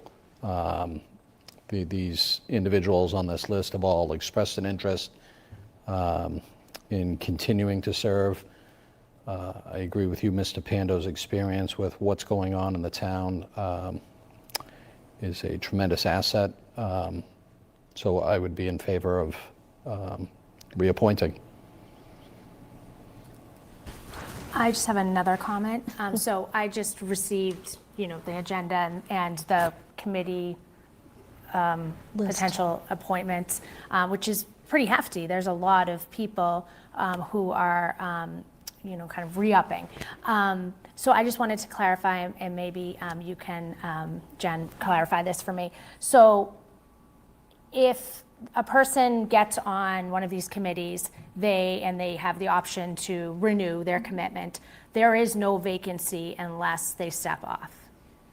So it's part of the administrative code that annually the board, through its staff, reaches out to board and committee members whose terms are expiring and basically asks them if they're interested in being reappointed. Yep. So the committee members would respond with a positive, yes, they want to be, and that's the list that you have in front of you. Yep. So it is the will of the board whether or not they choose to reappoint these people. But Right. historically and culturally, yes, these lists of people who have basically responded yes, that they're interested in being reappointed are reappointed. Right. Yeah. And historically, has the board been notified if other people have put their hat in the ring for certain positions, or are they only notified if there's a vacancy? So yeah, I talked to my staff member this afternoon, and she does email all of the applications to the board. It's in the board, select board email when somebody applies to be on a board or community member. Okay, yeah, I just got access to it Yeah, today, exactly. So that's you wouldn't why have I'm had the asking. opportunity to see that Yes, yet. yeah, so that's why I'm asking. Yep. And then I guess my other question is, and I know I sent you an email like this morning, 8 a.m. I went, honestly, again, this is all timing. Timing is everything. To see if there was an opportunity to see how long each of these individuals have served on these boards and committees. And of course, that information can't be attained in a less than an 8-hour period. But I'm wondering if we table this decision to the next meeting. Is that something that we can have so that we have an idea of who's served like at certain periods of time? Because triggering those vacancies might be an invitation to other community members to participate. And I think that, that invitation is a welcome signal to get people like the future Tom Birmingham involved in one of these committees. So I just wanted to ask administratively and on this board, like, is it possible to get that information and vote on this on these renewals in 2 weeks' time? So, through you, Mr. Chair, the terms expire on April 30th, so it's kind of close. Yep. However, what we could do is we can put our best effort forward. We can try our best to make sure that all these have been identified and how long they've served on these particular committees. But I'd also offer that we could let you know how many vacancies are also on these committees. Yes. Because a lot of the committees do have vacancies. It's actually a small amount of committees that are fully staffed. No, yeah, and Yeah. I understand that, because Yeah. these are volunteer, that's Right. obviously a lot of work, Yep. and historically, there's not a lot of volunteerism. I'm just wondering, so, I mean, step 2 in this process is to probably, like, put out, RFPs, like requests for proposals, like, so that the community knows that these vacancies. That's what we do. So after this meeting, Okay. right, when all of the reappointments have come together, we put together a list of the vacancies, Okay. and then we do advertise them in the newspaper, online. Yep, we try to push that out. That's an annual. Okay, push out, awesome. Yep. Okay. And then also, if residents are interested, if you go to the website and the committee that you might be interested in, we'll have a list of the members, a list of the vacancies, the mission statement, the potential requirements that they're looking for for the volunteers, so that people can have a better understanding of what the committee does, Yeah. what might be a best fit for them to serve on that as well. Okay, cool. Yeah, I think that would be, especially for me, useful knowledge to have in moving forward with these reappointments, because I think that probably it's not the intention to have someone to have any individual in any committee kind of hold their position so that the vacancy never comes, it doesn't come up, to have the opportunity for more individuals to get involved. And I just think if we have that in front of us, we'll be able to make a more informed decision. I would. Well, one of the concerns I have, because we're talking about a lot of committees, and we're nailing down to one, which is the zoning board, which is one of the most probably difficult boards to be on, as to knowledge of the zoning bylaw. In serving on it, when you start out as an alternate, you don't start in as a chairman, because you don't have the experience or the knowledge of the actual bylaw. I served on it for 8 years. I actually became a full member. But after serving for 8 years, was I comfortable being chair? I don't think I would have been. I think it takes some serious time to learn that bylaw and know that bylaw. I know that it was Mr. Carroll, Mr. Fitzgerald, Mr. Pando, all served many, many years on it. But if the succession was just that, it was Mr. Fitzgerald, Mr. Carroll, Mr. Pando, then usually the next guy, kind of like a vice chair or whatever, or the next longevity person would move up, because the experience needed to actually not just run the meeting, but you're also writing up the decisions, making sure they qualify, meeting with the building department. There's a lot of stuff to do to get that done, and I'm not just uncomfortable, just let's eliminate the chairman of the zoning board at this time. It could put us in a tailspin on some of the stuff we're doing. We have multiple large projects. Middle school is one of them that's coming on board, and I want to have somebody, and we just had meetings on this, on the middle school, Mike's on the committee, where Greg brought up an infrastructure problem with the roads. The actual roads going down there that weren't really part of the project, and he was instrumental in actually bringing the school and the building authority together to actually get a plan for Pecunit Street. Well, that takes some time and talent to get all that stuff and put it in Mr. McCarthy too, in the planning board, to get them in a meeting and have a discussion on the problems of the project. Like I said, so I don't think now is the time to be removing the chair of that committee at all. That's just I don't see it as a benefit to the community in any which way at this time.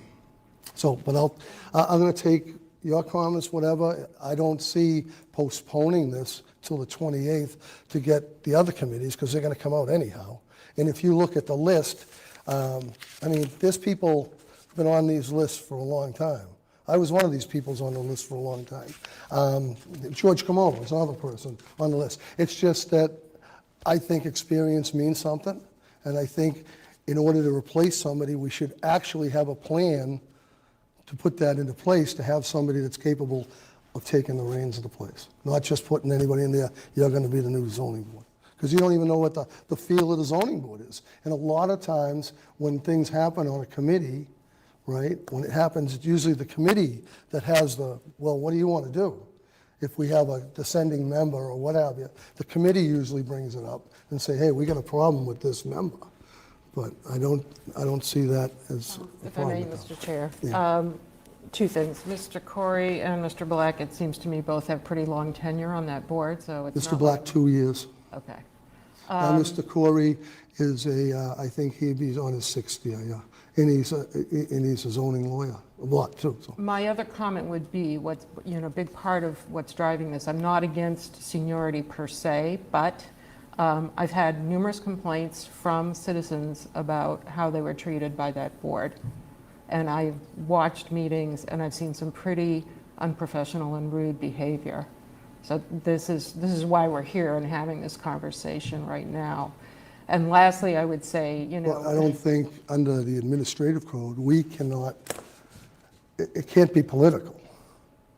It I just don't can't see be that as political. It's just, I well, see that as a conduct issue. okay, well. And that's part of our duty as, Yeah. as the select board is to, as Oh, Jen I said. get it. And, in the end, no one lasts forever, so we have to Absolutely. have turnover on these boards. That's just the nature of the beast. And that's all I'll say. Okay, will of the board. Mike? So I'm in favor of reappointing him.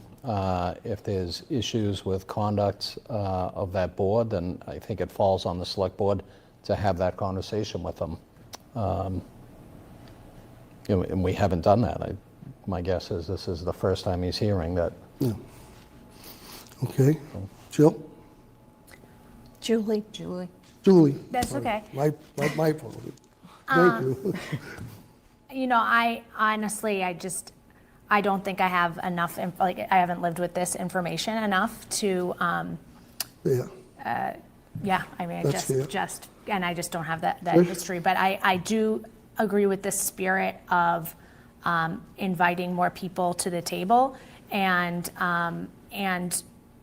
of course, if there are any conduct issues in any committee member, any select board member, I think that those are very important. And I also just appreciate the conversation. I think that these are the kind of conversations that are uncomfortable, and that people want to hear, the select board talk about, because I think that a lot of the perception, again, it's my first time being a select board member, so I've been on the other side a long time, and the perception is that these conversations aren't happening here for the public to witness, and so I have to hand it to you, Sue, to bring this up as a concern right now, because I mean, in any business, you would look at a succession plan, you would look at a mentorship program, and we are running a business. And so, 39 years is a long time, and we do need to make sure we cycle in,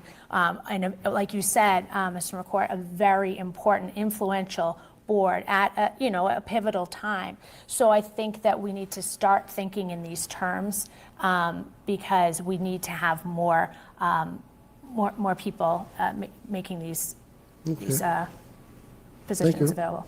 Trish? Yeah, so 3 things. 1, you had a whole bunch of good points. That was great.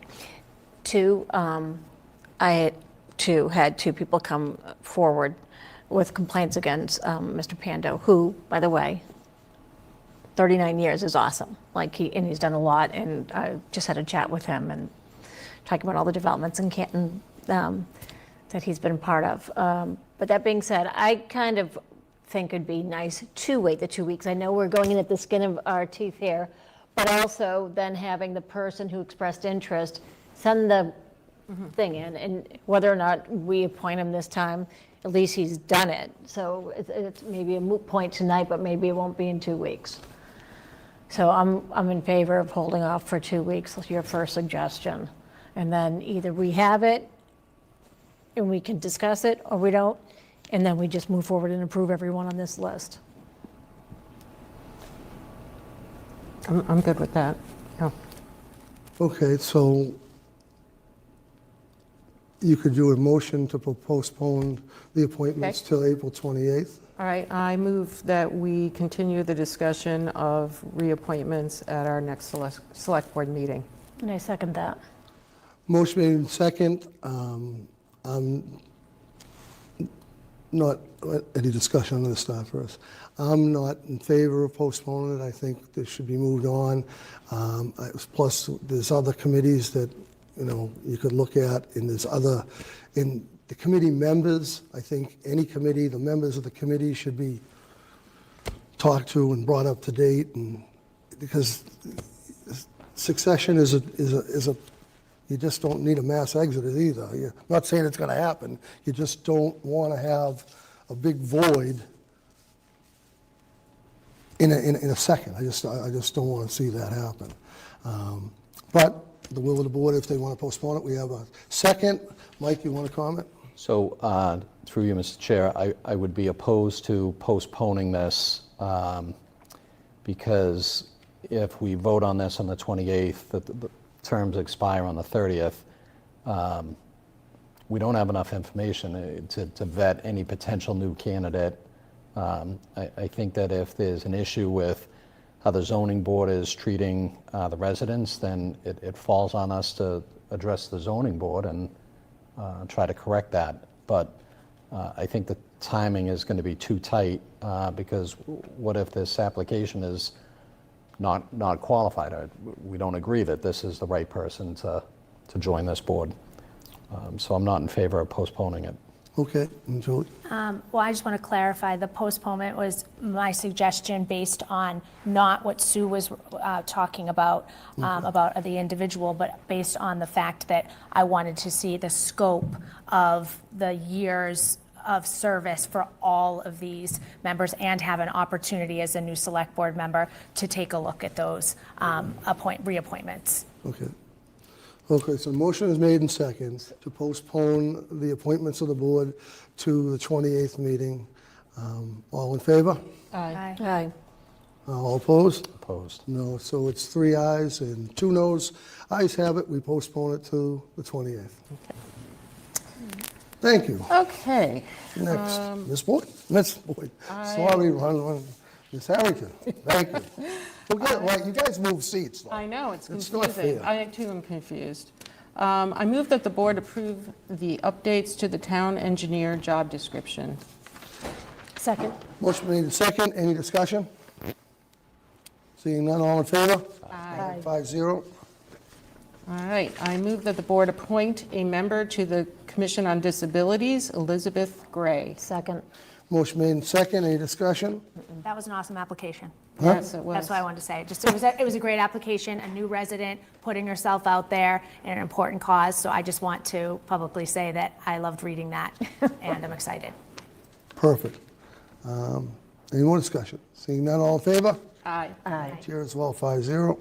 I move that the board approve the appointment of the Young Adult Services Librarian, Victoria Torrey Crossman. Second. Motion made and second. Any discussion? Seeing none, all in favor? Aye. 5-0, chair as well. Yep. Okay. Jody, I believe you're up at long last. Your patience is admirable. Jody, thank you for hanging in there. I lost my audience. It's all right. All right, thank you very much. I'm Jody Middleton. I'm the HR director. I won't take up a lot of time at all, but it's our annual renewal for all of our insurance policies. We're on a fiscal year, so July through June 30th. But we start our open enrollment in May, so we like to communicate everything out before then. So we are asking, I put in your package, to review the insurance premiums for the active employees and the retirees. This includes the town and the schools. So just so they're on all one health and dental plan. We had a 5-year premium freeze, which was in place prior to we had a modest increase last fiscal year 26. But right now I'm gonna ask that we continue on that trend to have a modest increase. This will just be aligned with future market trends. We've been kind of holding steady, but if we do not slowly increase, then I would be up here asking for significant increases. So the proposal that I'm asking for fiscal year 27 is a 3% increase to our health insurance for the HMO and our PPO. And then for our retirees, they are on a supplemental plan, medics if they're eligible for Medicare. So I'm asking for, it's under $20 a month increase, $19.63. I think that's important because it equates to a 20% increase, but I want to kind of put it in perspective that I didn't want to lead with 20%, but it's monthly, it's a $19.63 increase. Ken has done very well with maintaining our insurance premiums. Randy is a savant with numbers and has kept kind of everything in check. So if you're like on the group insurance commission, they're looking at an average of a 10% increase, and neighboring communities are also looking in double-digit increases for the second year in a row. So we're in a good position. I also want to say that this is the 7th year in a row that we are proposing no plan changes to our insurances. That is the medical and the dental. We switched over to a better plan last year, which was very well received. I'm asking for no increase in the dental premiums or in the basic life insurance program. So that's I can go on. I can talk all night. I got an audience now. That's good. Any questions from the board? No. No questions from the board. Any all set? Jody, thanks for all the work you do. Anyhow, I appreciate it. We all do. So if you approve, though, just to let you know, the next step, we will be communicating out to, we have the mailing for the retirees, and we'll be holding our annual health fair May 7th for active staff. We also started doing retiree day, so any retirees who are still up and listening, that's going to be May 13th. It's going to be in this room. They can come, they could do meet and greet, look at their beneficiaries, and I'm also going to do a presentation about their retiree benefits and what to do for surviving spouses and everything, especially for people who have been long-term retirees. They may kind of forgot and are aging and need to kind of plan and get their affairs in order. Thank you. Ms. Harrington. I move that the board approve the wrong one. I move that the board approve the insurance premium rates for fiscal year 27. Second. Motion made and second. Any discussion? Seeing none. All in favor? Aye. Chair as well, 5-0. Thank you, I really appreciate it. Thank you very much. Have a good night. Thank you, Thank you, Jody. I move that the board accept and authorize the use of the gift in accordance with the terms thereof under Mass General Law 44, subsection 53A, the following donations to the Department of Elder and Human Services. $150 from Dorothy Tilley, $100 from Marjorie Weiner, and the following donations in memory of Ralph Staples. $1,000 from Susan Staples, $50 from Rich Hegarty, $50 from Carol Munson, and $50 from Dan and Shirley Kelly. Excellent.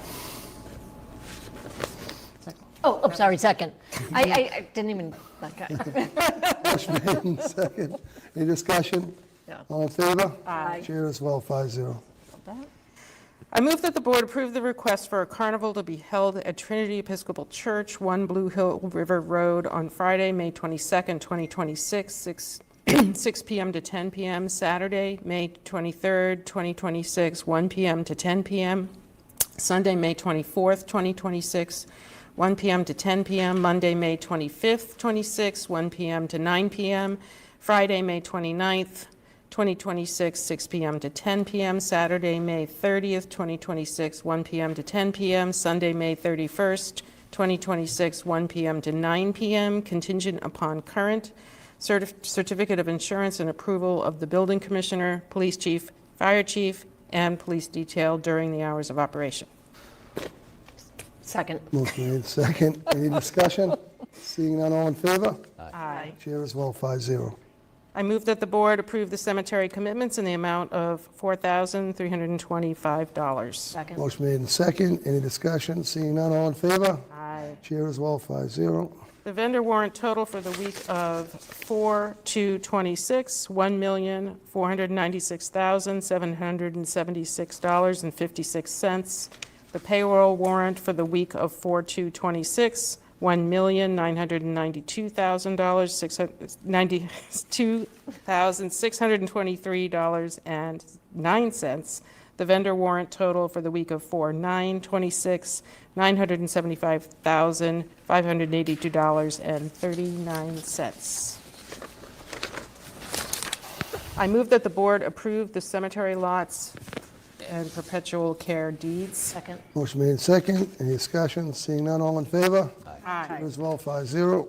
And now our town administrator update. Announcements. And, yes, I have a few, just a few. So I just wanted to update the board on the town administrator search. So our HR director is in the process of identifying some consultants and asking for proposals from them. And her plan is that she will bring her final recommendation to the board at a later date for their approval, for your approval, at a future meeting. The library will be closing from Monday, April 27th to Wednesday, April 29th due to a library software migration. As part of the process, the library catalog and all OCLN services will be offline during that time. And then the library will reopen on Thursday, the 30th, with the brand new system. There are 2 surveys that residents are being encouraged to complete and submit. One of them is a community health assessment survey, which is aimed at gathering information in order to improve the health of the community. And the second survey is the open space and recreation plan survey, aimed at gathering information to help with the development of an action plan for acquiring and improving open space land. And both of those surveys can be found on the homepage of the town's website under latest news. And then I have 2 DPW updates. They're holding annual Household Hazardous Waste Day. It's on Saturday, May 2nd from 9 a.m. to 1 p.m. And that will be at the DPW garage located at 150 Bolivar Street. It is for Canton residents only, and proof of residency will be required. For more information, residents can check the Canton website, and it's on the homepage under the latest news. And then also last, the DPW will be conducting some road improvements. There'll be some milling and paving, and it's going to begin the week of April 27th, weather permitting, on the following roads. It's East Road, Kingsbury Road, Ridge Hill Road, Talbot Road, Tilden Road, and Wentworth Road. But residents will have access to their driveways during this construction. And that's all I get. Thank you. You're welcome. Next, Sue. Any announcements? Anybody else have any announcements? Nope, we're all good. All right, the select board will hold the next meeting on Tuesday, April 28th, 2026, 7 p.m. at the Sala Meeting Room, Memorial Hall, 801 Washington Street. I Thank you. move that we adjourn at 9:14. Second. Motion made and second. Any discussion? Seeing none, all in favor? God, no. Aye.